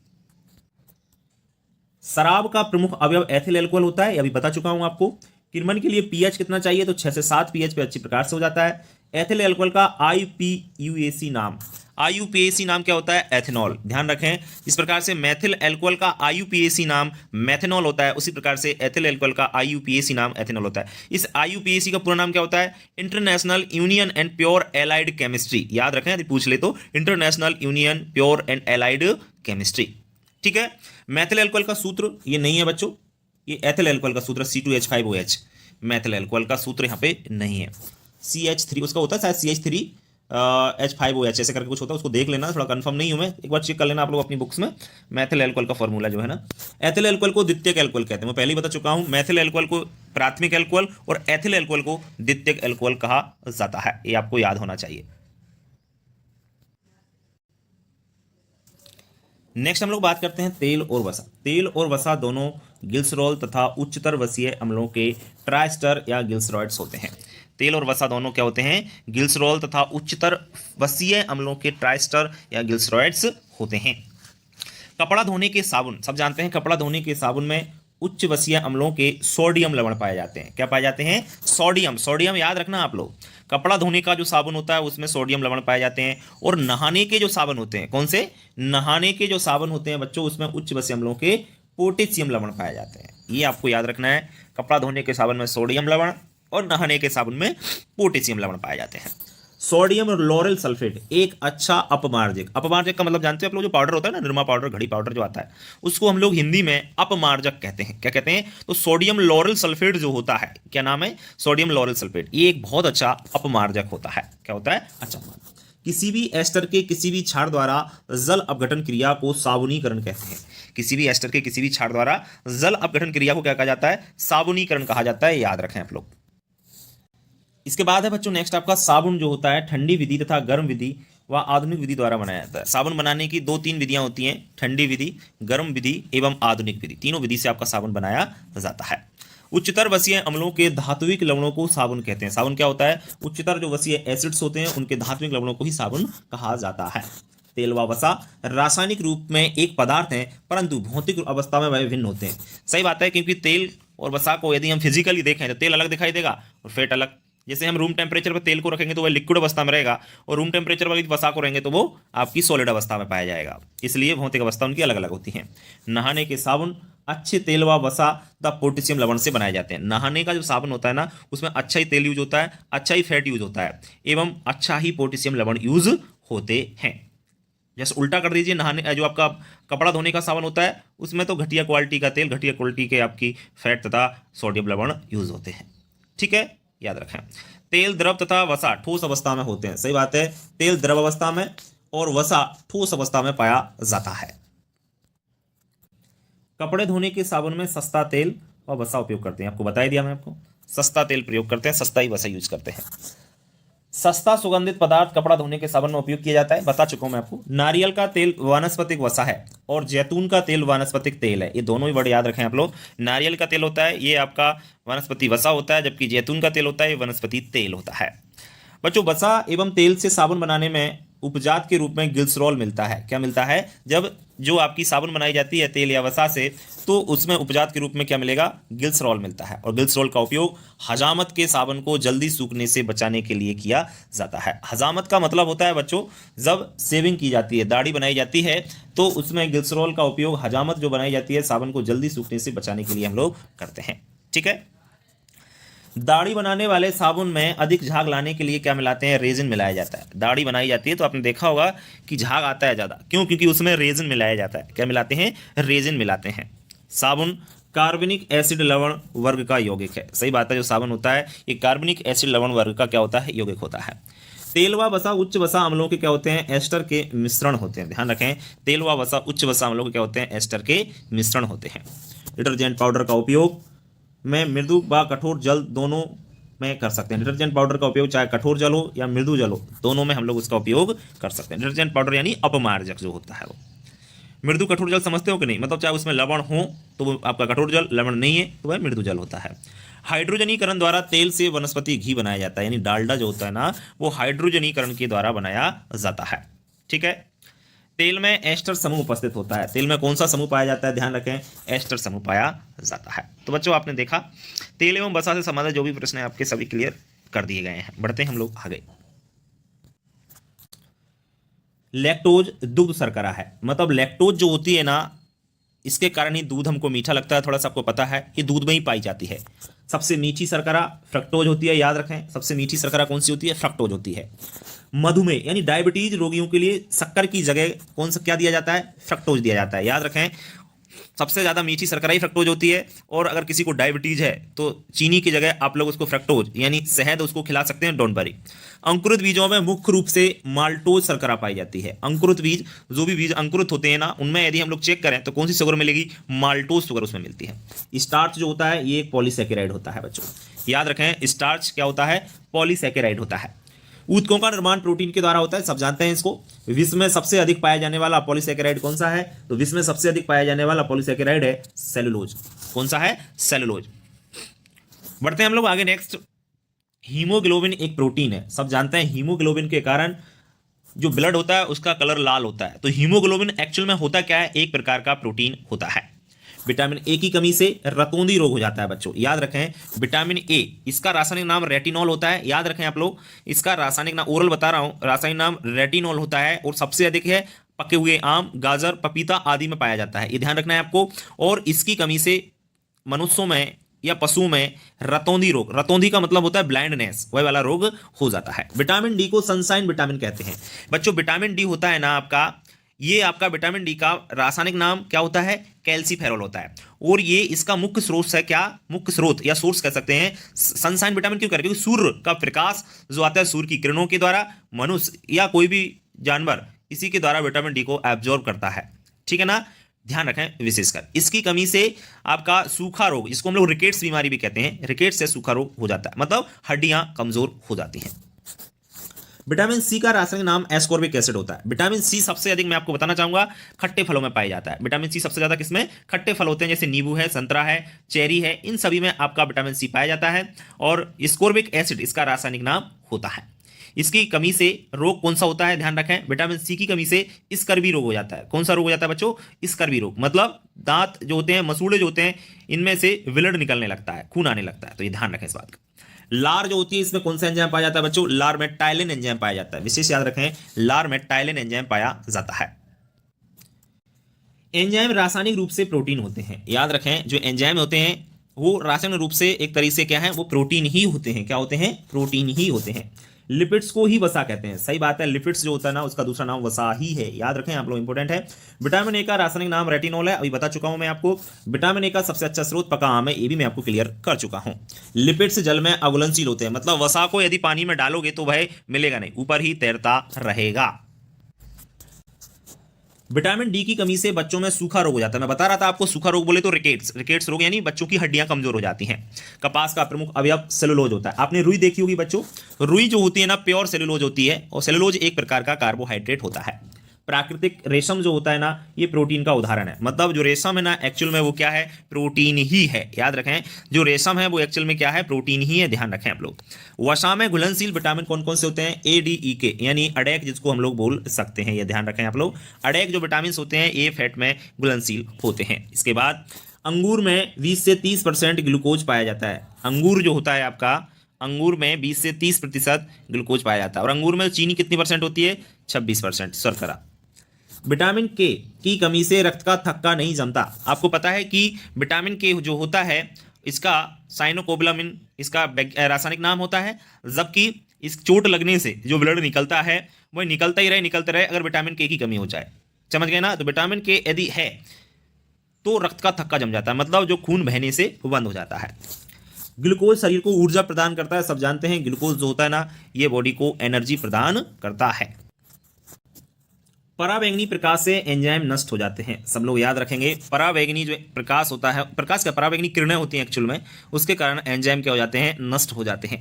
कोशिका भित्ति के निर्माण में लिपिड से सहायक होता है। लिपिड्स बोले तो फैट, कोशिका भित्ति, कोशिका के ऊपर की जो बॉल होती है, बोले सेल बॉल बोलते हैं उसको, उसमें लिपिड्स सहायक होता है। आलू का प्रमुख अवयव स्टार्च है, ध्यान रखें। आलू में मुख्य रूप से कौन सा कार्बोहाइड्रेट पाया जाता है? तो स्टार्च पाया जाता है। विटामिन ई जो होती है, इसकी कमी से नपुंसकता हो जाती है। क्या हो जाती है? स्टेरिलिटी इसको बोलते हैं, नपुंसकता इसको बोला जाता है। प्रजनन करने की क्षमता खत्म हो जाती है विटामिन ई के कारण। विटामिन बी 1 का रासायनिक नाम क्या है? तो विटामिन बी 1 का रासायनिक नाम है थाइमिन। और विटामिन 2 का क्या है? विटामिन बी 2 का क्या है? ध्यान रखें, विटामिन बी 2 का जो है वो है आपका राइबोफ्लोविन। ये याद रखें आप लोग। ठीक है बच्चों, चलिए बढ़ते हैं हम लोग आगे। नेक्स्ट बच्चों, मनुष्यों में जो हैजा रोग होता है वो जीवाणु द्वारा होता है। याद रखें, हैजा रोग किसके द्वारा होता है? बैक्टीरिया के द्वारा होता है। जीवाणु की खोज किसने की? तो जीवाणु की खोज ल्यूवेनहॉक, पूरा नाम एंटोनी वन ल्यूवेनहॉक है, वैज्ञानिक का नाम है जिसने जीवाणु की खोज की थी। और एंटोनी वन ल्यूवेनहॉक को सूक्ष्म जैविकी का पिता कहा जाता है। किसका पिता? सूक्ष्म जैविकी यानी माइक्रोबायोलॉजी का फादर कहा जाता है इन्हीं को। जिब्रेलिन हार्मोन जिब्रेलेला फ्यूजिकोला से प्राप्त होता है। जिब्रेलिन हार्मोन किससे प्राप्त होता है? जिब्रेला फ्यूजिकोला कवक से। कवक भी याद रखें, जिब्रेला फ्यूजिकोला कवक से प्राप्त होता है। कार्बनिक पदार्थों का विच्छेदन करने वाले सूक्ष्म जीव क्या कहलाते हैं? एक्टिनोमाइसिटीज कहलाते हैं। ध्यान रखें, कार्बनिक पदार्थ का विच्छेदन करने वाले सूक्ष्म जीव क्या कहलाते हैं? एक्टिनोमाइसिटीज कहलाते हैं। प्रतिजैविक मतलब एंटीबायोटिक जो दवा बनाई गई थी पेंसिलिन, वो आपकी पेंसिलियम नोटेटम कवक के द्वारा, कवक का नाम याद रखें, पेंसिलियम नोटेटम कवक से प्राप्त की गई थी। ठीक है ना, ये आपको याद होना चाहिए। इसके बाद हम लोग बात करते हैं एड्स के लिए उत्तरदायी विषाणु, मतलब एड्स की जो बीमारी होती है, एड्स की जो बीमारी होती है वो विषाणु से या वायरस से होती है, और इसके लिए उत्तरदायी जो विषाणु है वो है एडिनो विषाणु। क्या नाम है? एडिनो विषाणु। नील हरे शैवाल को हम लोग साइनोबैक्टीरिया भी कहते हैं। नील हरे शैवाल यानी ब्लू ग्रीन एल्गी जो होते हैं, इन्हें साइनोबैक्टीरिया के नाम से भी जाना जाता है। शैवाल की कोशिका भित्ति सेलुलोज की बनी होती है। सब जानते हैं शैवाल की कोशिका भित्ति किसकी बनी होती है? सेलुलोज की बनी होती है। तंबाकू का मौजिक रोग वायरस से या विषाणु से होता है। तंबाकू का मौजिक रोग किसके द्वारा होता है? ध्यान रखें, विषाणु या वायरस के द्वारा होता है। दूध से दही बनाने वाले जीवाणु का नाम लैक्टोबैसिलस लैक्टिस या लैक्टोबैसिलस बाइफिडिस भी कहा जाता है। प्रोटोजोआ एक कोशिकीय सूक्ष्म जीव होते हैं, एक कोशिका के बने होते हैं। ध्यान रखें, कौन? प्रोटोजोआ। सूत्रकृमि पौधों में वायरस के रोग वाहक का कार्य करते हैं। कोई भी वायरस जनित बीमारी है उसको एक जगह से दूसरी जगह फैलाने का कार्य सूत्रकृमि या नेमाटोड का होता है। इंग्लिश में सूत्रकृमि को नेमाटोड कहा जाता है। साइट्रिक एसिड का निर्माण एस्परजिलस नाइगर कवक के द्वारा होता है। साइट्रिक एसिड एक खट्टा पदार्थ होता है जनरली, और इसका निर्माण एस्परजिलस नाइगर फंगस के द्वारा किया जाता है। इसके बाद हम लोग बात करते हैं मनुष्यों में दाद की बीमारी ट्राइकोफाइटोकॉन कवक के द्वारा होती है। विशेष याद रखें, मनुष्यों में दाद खाज खुजली जो होती है ना, वो ट्राइकोफाइटोकॉन फंगस के द्वारा होती है। सिरका के निर्माण में एसिटोबैक्टर जीवाणु सहायक है। सिरका भी एक खट्टा पदार्थ होता है साइट्रिक एसिड के द्वारा, इसको भी एजिटोबैक्टर बैक्टीरिया के द्वारा बनाते हैं। किसके द्वारा? एसिटोबैक्टर जीवाणु के द्वारा बनाया जाता है। जीवाणुओं में पनहरित नहीं पाया जाता है, मतलब जीवाणु हरे नहीं होते, उनमें क्लोरोफिल का क्या रहता है? क्लोरोफिल को हिंदी में पनहरिम बोलते हैं, और उसका अभाव पाया जाता है क्लोरोफिल का, ये याद रखेंगे आप लोग। इसके बाद हम बात करते हैं हरे रंग के शैवाल में क्लोरोफिल पाया जाता है। शैवाल बोले तो कजी जो काई होती है, आपने देखा होगा पानी जहाँ पर बहता रहता है या भरा रहता है, वहाँ पर नीचे हरा हरा जो पदार्थ आपने देखा होगा उसको हम लोग शैवाल कहा जाता है, और उनमें क्लोरोफिल रहता है। जनरली प्रकाश संश्लेषण वो करते हैं, आपको मालूम होना चाहिए। टीबी, ट्यूबरकुलोसिस इसको बोलते हैं। टीबी की जो बीमारी होती है ये जीवाणु जनित बीमारी है। जो टीबी बीमारी है ये बैक्टीरिया के द्वारा होती है। कवक क्या होते हैं? कवक परजीवी होते हैं, दूसरों पर अपना जीवन यापन करते हैं। सूक्ष्म जैविकी के पिता एंटोनी वन ल्यूवेनहॉक है, मैं बता चुका हूं आपको। राइजोबियम जो जीवाणु होता है ये सहजीवी जीवाणु, मतलब साथ रहता है, आपका सिम्बायोटिक बैक्टीरिया होता है। कैसा होता है? सिम्बायोटिक बैक्टीरिया, साथ रह के अपना जीवन यापन करता है। जैसे राइजोबियम जो होता है ना, दलहनी फसलें होती हैं उनकी जड़ों में पाया जाता है, और ये वायुमंडल से नाइट्रोजन स्त्रीकरण का काम करता है। मूंगफली का टिक्का रोग सर्कोस्पोरा पर्सोनेटा कवक के द्वारा होता है। याद रखें, मूंगफली का टिक्का रोग सर्कोस्पोरा पर्सोनेटा फंगस के द्वारा होता है। नीलहरे शैवाल धान के खेत में नाइट्रोजन स्त्रीकरण करते हैं। ध्यान रखना, जो कजी होती है, काई होती है ना, धान के खेत में पानी भर रहता है तो वहाँ पर आ जाती है, जो कि वायुमंडल से नाइट्रोजन स्त्रीकरण का काम करती है। युगलीना जीव ऐसा जीव है जो प्रकाश संश्लेषण करता है, क्योंकि युगलीना जीव में आपका क्लोरोफिल पाया जाता है तो वह प्रकाश संश्लेषण करेगा। सिंपल सी बात है। कौन सा जीव? युगलीना जीव। मलेरिया रोग प्लाज्मोडियम वाइवैक्स नामक प्रोटोजोआ द्वारा होता है। मलेरिया जो रोग है ये प्लाज्मोडियम वाइवैक्स नामक प्रोटोजोआ से होता है। अभी बता रहा था मैं, पेंसिलिन जो है ये एंटीबायोटिक दवा है, इसको पेंसिलियम नोटेटम कवक से प्राप्त किया जाता है। बता दिया मैंने आपको, याद रखें। नेक्स्ट है आपका बेकरी उद्योग में ब्रेड बनाने के लिए स्ट्रेप्टोकोकस जीवाणु का उपयोग किया जाता है, आवश्यक है। ब्रेड जानते हैं कि नहीं? टोस्ट एवं ब्रेड जो बनाया जाता है। ठीक है, चलिए। मोबाइल में यदि आपको सही से नहीं दिख रहा है तो आप लोग जो है ना मोबाइल को रोटेट कर लें, चौड़ाई में कर लें स्क्रीन को, जिससे आपको साफ साफ दिखाई दे, है ना। चलिए, 28वां है HIV का पूरा नाम ह्यूमन डेफिशिएंसी सिंड्रोम होता है। HIV का पूरा नाम याद रखें, ह्यूमन डेफिशिएंसी सिंड्रोम। शैवाल स्वयंपोषी होते हैं, मतलब खुद अपना भोजन बना के खाते हैं, इसको स्वयंपोषी बोलते हैं। विषाणु की खोज आइनोवस्की ने सन 1898 में की थी। याद रखें, विषाणु की खोज, वायरस की खोज किसने की थी? 1898 में आइनोवस्की ने की थी। इसके बाद गलसुआ रोग किससे होता है? वायरस से होता है, विषाणु से होता है। कुत्तों का पागलपन रोग किसके द्वारा होता है? रेबीज विषाणु से होता है। कुत्तों का पागलपन रोग किसके द्वारा होता है? रेबीज विषाणु से होता है। इसके बाद हम लोग बात करते हैं बच्चों, केंचुआ जो होता है इसे किसान का मित्र कहा जाता है। केंचुआ को किसान का मित्र कहते हैं। आपको मालूम है कि इससे वर्मी कंपोस्ट खाद बनाई जाती है। हेक्सापोडा का अर्थ होता है जिसके 6 पाँव हो। हेक्सापोडा का अर्थ क्या है? जिसके 6 पाँव हो। लाख कीट का वैज्ञानिक नाम लेसीफेरा लाका होता है। याद रखें, लाख कीट जो होता है इसका वैज्ञानिक नाम क्या है? लेसीफेरा लाका। मधुमक्खी एक लाभदायक कीट है। सब जानते हैं कि मधुमक्खी से शहद प्राप्त होता है, इसलिए भाई लाभदायक कीट की श्रेणी में आती है। मधुमक्खी है जैसे आपके लाख कीट है जैसे आपका, और रेशम कीट है, ये सभी आपके कैसे होते हैं? लाभदायक कीट होते हैं, क्योंकि इनसे कहीं ना कहीं में फायदा होता है। केंचुआ उभयलिंगी होता है, विशेषकर याद रखना है आपको। दीमक को सफ़ेद चींटी के नाम से जानते हैं। दीमक जानते होंगे आप लोग। दीमक बोले तो जो लकड़ी खा जाती है, जिसको हम लोग गाँव की भाषा में कोई दीम बोलता है, कोई कुछ बोलता है, दिहारा बोलता है, जो भी है अपनी भाषा, है ना। मधुमक्खी से शहद प्राप्त होता है, ये बात भी सब लोग जानते हैं कि मधुमक्खी से क्या मिलता है? शहद प्राप्त होता है, इसलिए तो लाभदायक है। टिड्डे फसल के लिए हानिकारक होते हैं। टिड्डे जानते होंगे आप लोग, जो कि फसल के लिए बहुत ही हानिकारक होते हैं, पूरी फसल चट कर जाते हैं। केंचुआ का संघ क्या है? तो केंचुआ का संघ है एनीलिडा। केंचुआ का संघ क्या है बच्चों? एनीलिडा है। केंचुआ का वैज्ञानिक नाम क्या होता है बच्चों? केंचुआ का वैज्ञानिक नाम फेरिटेमा पोस्थुमा होता है। क्या होता है? फेरिटेमा पोस्थुमा केंचुआ का वैज्ञानिक नाम होता है। प्रोस्टोमियम क्या है? तो प्रोस्टोमियम केंचुआ के शरीर का एक अंग होता है। प्रोस्टोमियम केंचुआ के शरीर का क्या होता है? एक अंग होता है। मधुमक्खी पालन को एपीकल्चर कहा जाता है बच्चों। मधुमक्खी पालन को क्या कहा जाता है? एपीकल्चर कहते हैं। तिलचट्टा में एक जोड़ी संयुक्त नेत्र होते हैं। तिलचट्टा में एक जोड़ी संयुक्त नेत्र पाए जाते हैं। टिड्डे का संघ क्या है? तो टिड्डे का संघ है आर्थ्रोपोडा। याद रखें, इंपोर्टेंट क्वेश्चन है सभी आपके, इसलिए आपको याद रखना है और एग्जाम में ये पूछे जाने हैं। अनेक कीटों का उपयोग भोजन के रूप में किया जाता है। बहुत सारे कीट जो है ना का उपयोग भोजन के रूप में करते हैं लोग बाग, खासकर चाइना के। केंचुआ में श्वसन त्वचा के द्वारा होता है। त्वचा में छिद्र होते हैं, उनको हम लोग ट्रेकिया कहते हैं, उनके द्वारा केंचुआ में क्या होता है? श्वसन की क्रिया होती है। दीमक का भोजन सेलुलोज है। सब याद रखें, दीमक का भोजन क्या है? सेलुलोज है। सेलुलोज खाना पसंद करती है दीमक। भारतीय लाख अनुसंधान संस्थान कहाँ है? तो भारतीय लाख अनुसंधान संस्थान रांची झारखंड में स्थित है। कहाँ पर है बच्चों? रांची झारखंड में स्थित है। कॉकरोच का वंश कौन सा है? तो कॉकरोच का वंश है पेरीप्लेनेटा। क्या है कॉकरोच का वंश? पेरीप्लेनेटा। मधुमक्खी एक सामाजिक कीट है, अपने समाज के साथ रहती है, इसलिए याद रखना है एक सामाजिक कीट होता है मधुमक्खी। अकेली नहीं रहती मधुमक्खी, समाज में रहती है। रानी मधुमक्खी प्रतिदिन 2000 अंडे देती है। रानी मधुमक्खी प्रतिदिन देखिए कितने अंडे देती है? 2000। विश्वास नहीं हो रहा होगा। भारत लाख का सबसे बड़ा उत्पादक देश। सबसे ज़्यादा लाख का उत्पादन कहाँ होता है? भारत में होता है। अच्छा, लाख समझते हो ना, जो सोने की वस्तुओं में लगाई जाती है, लाख की चूड़ियाँ होती हैं, लाख का फलाना लाख, है ना, वही लाख। लाख में रेजिन 68% पाया जाता है। ध्यान रखें, लाख में रेजिन कितना पाया जाता है? 68%। इंपोर्टेंट है, ध्यान रखना भैया। रेशम कीट का वैज्ञानिक नाम क्या होता है? तो बोम्बैक्स मुराई। याद रखें, रेशम कीट का वैज्ञानिक नाम होता है बोम्बैक्स मुराई। लाख कीट का तो बता ही चुका हूँ, लेसीफेरा लाका। दीमक का क्या होता है वैज्ञानिक नाम? ओडोंटोटर्मेस ओवेसिस। दीमक का वैज्ञानिक नाम होता है।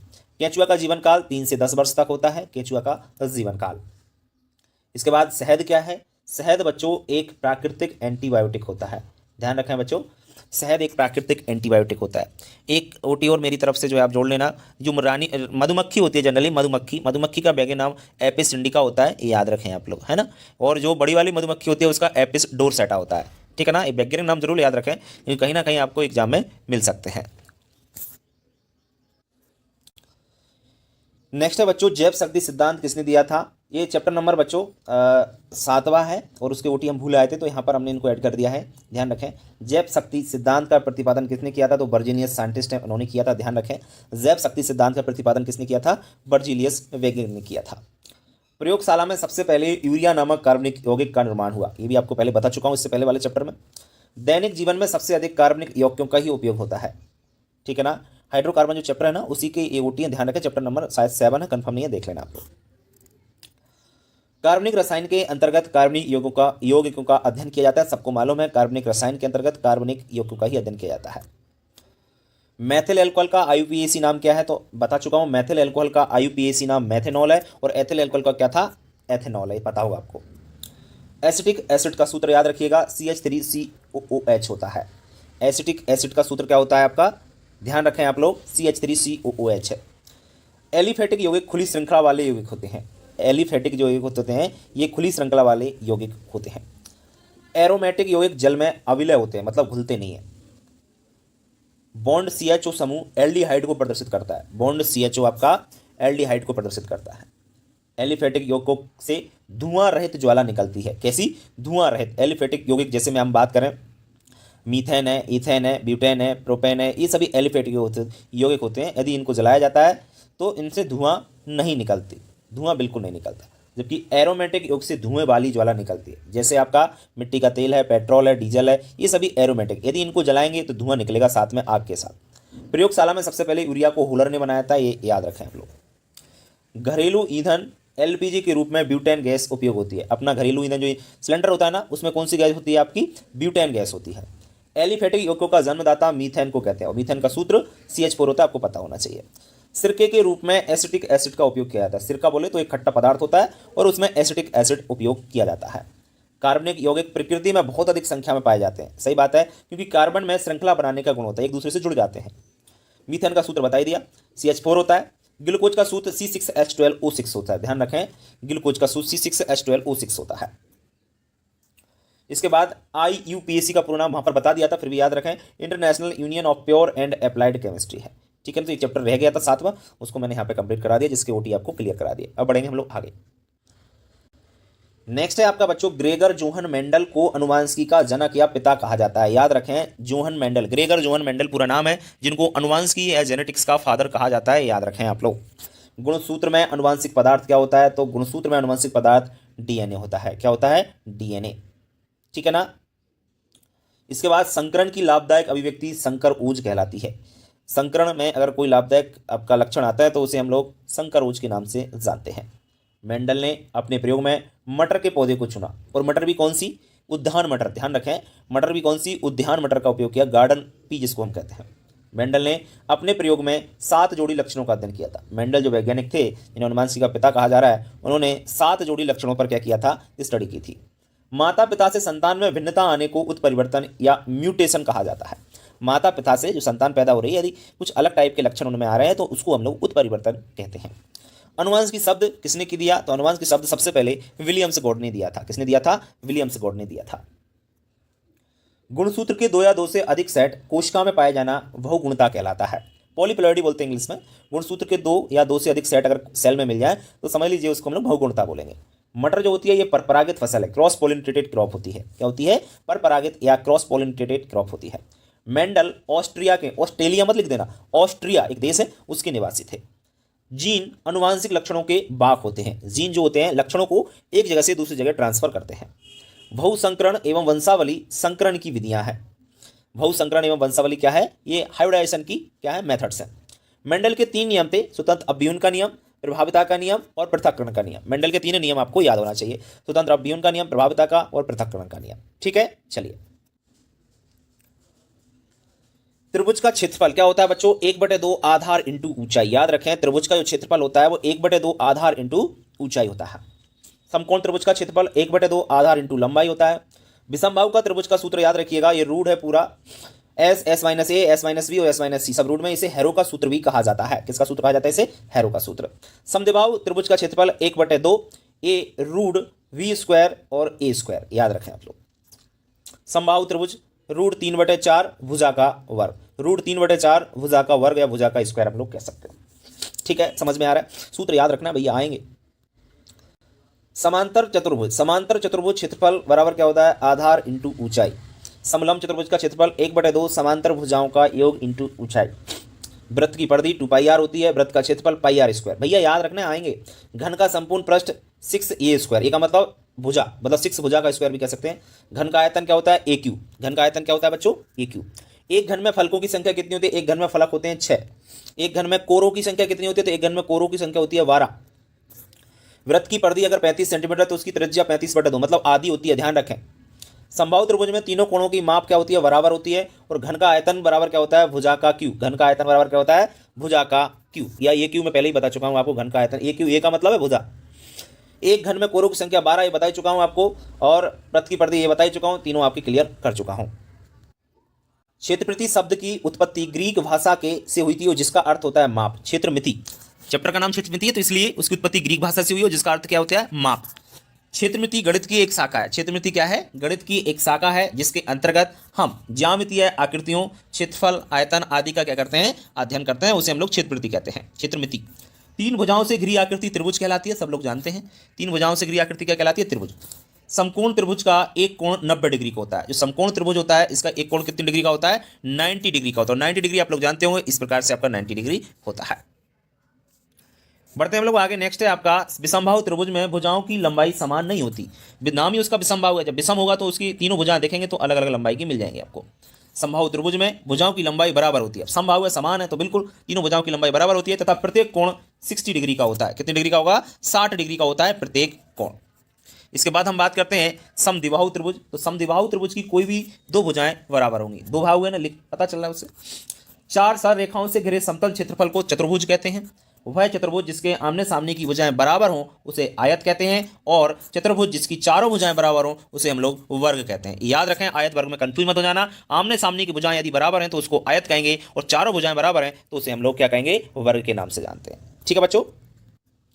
और लास्ट में इस सारणी का आप लोग स्क्रीनशॉट ले लीजिए। ये सारणी पूरे मान याद रखना है आपको। साइन थीटा, साइन 30 का मान, साइन 60 का मान, 90, 180, 270 और 360, कॉस 10, कॉस एक्स, सेक, कॉट। ये तो आपको या तो बनानी आना चाहिए, बनानी नहीं आना तो आपको याद होना चाहिए, क्योंकि ये पूछा जाना है एग्जाम में। 100% आपका ओटी यहाँ से आएंगे, इसलिए याद रखें, बार बार मैं आपसे कह रहा हूँ। ठीक है ना? चलिए बच्चा, पूरे ओटी कंप्लीट होते हैं आपके। एक नंबर का एक ओटी रह गया लास्ट चैप्टर से, आपका सांख्यिकी थर्ड में से एक ओटी पूछा जाना है, वो रह गया, पर कोई बात नहीं है, आप लोग देख लेना उसको, है ना। और नहीं तो मैं आप क्या करूंगा कि जो आपके इंपॉर्टेंट क्वेश्चन की वीडियो लाऊंगा उसमें से जो भी ओटी पूछे जाएंगे तो मैं ओटी आपको वो कंप्लीट करा दूंगा, है ना। तो आप चिंता ना करें उस चीज़ को लेकर के। बाकी यहाँ तक आप कंप्लीट कर लें तो आपके पूरे, इसको याद कर लेना भैया, सारणी में से पूछे जाएंगे, नहीं कहोगे सर ने बताया नहीं। ठीक है, चलो मिलते हैं नेक्स्ट वीडियो में बच्चों, तब तक के लिए नमस्कार।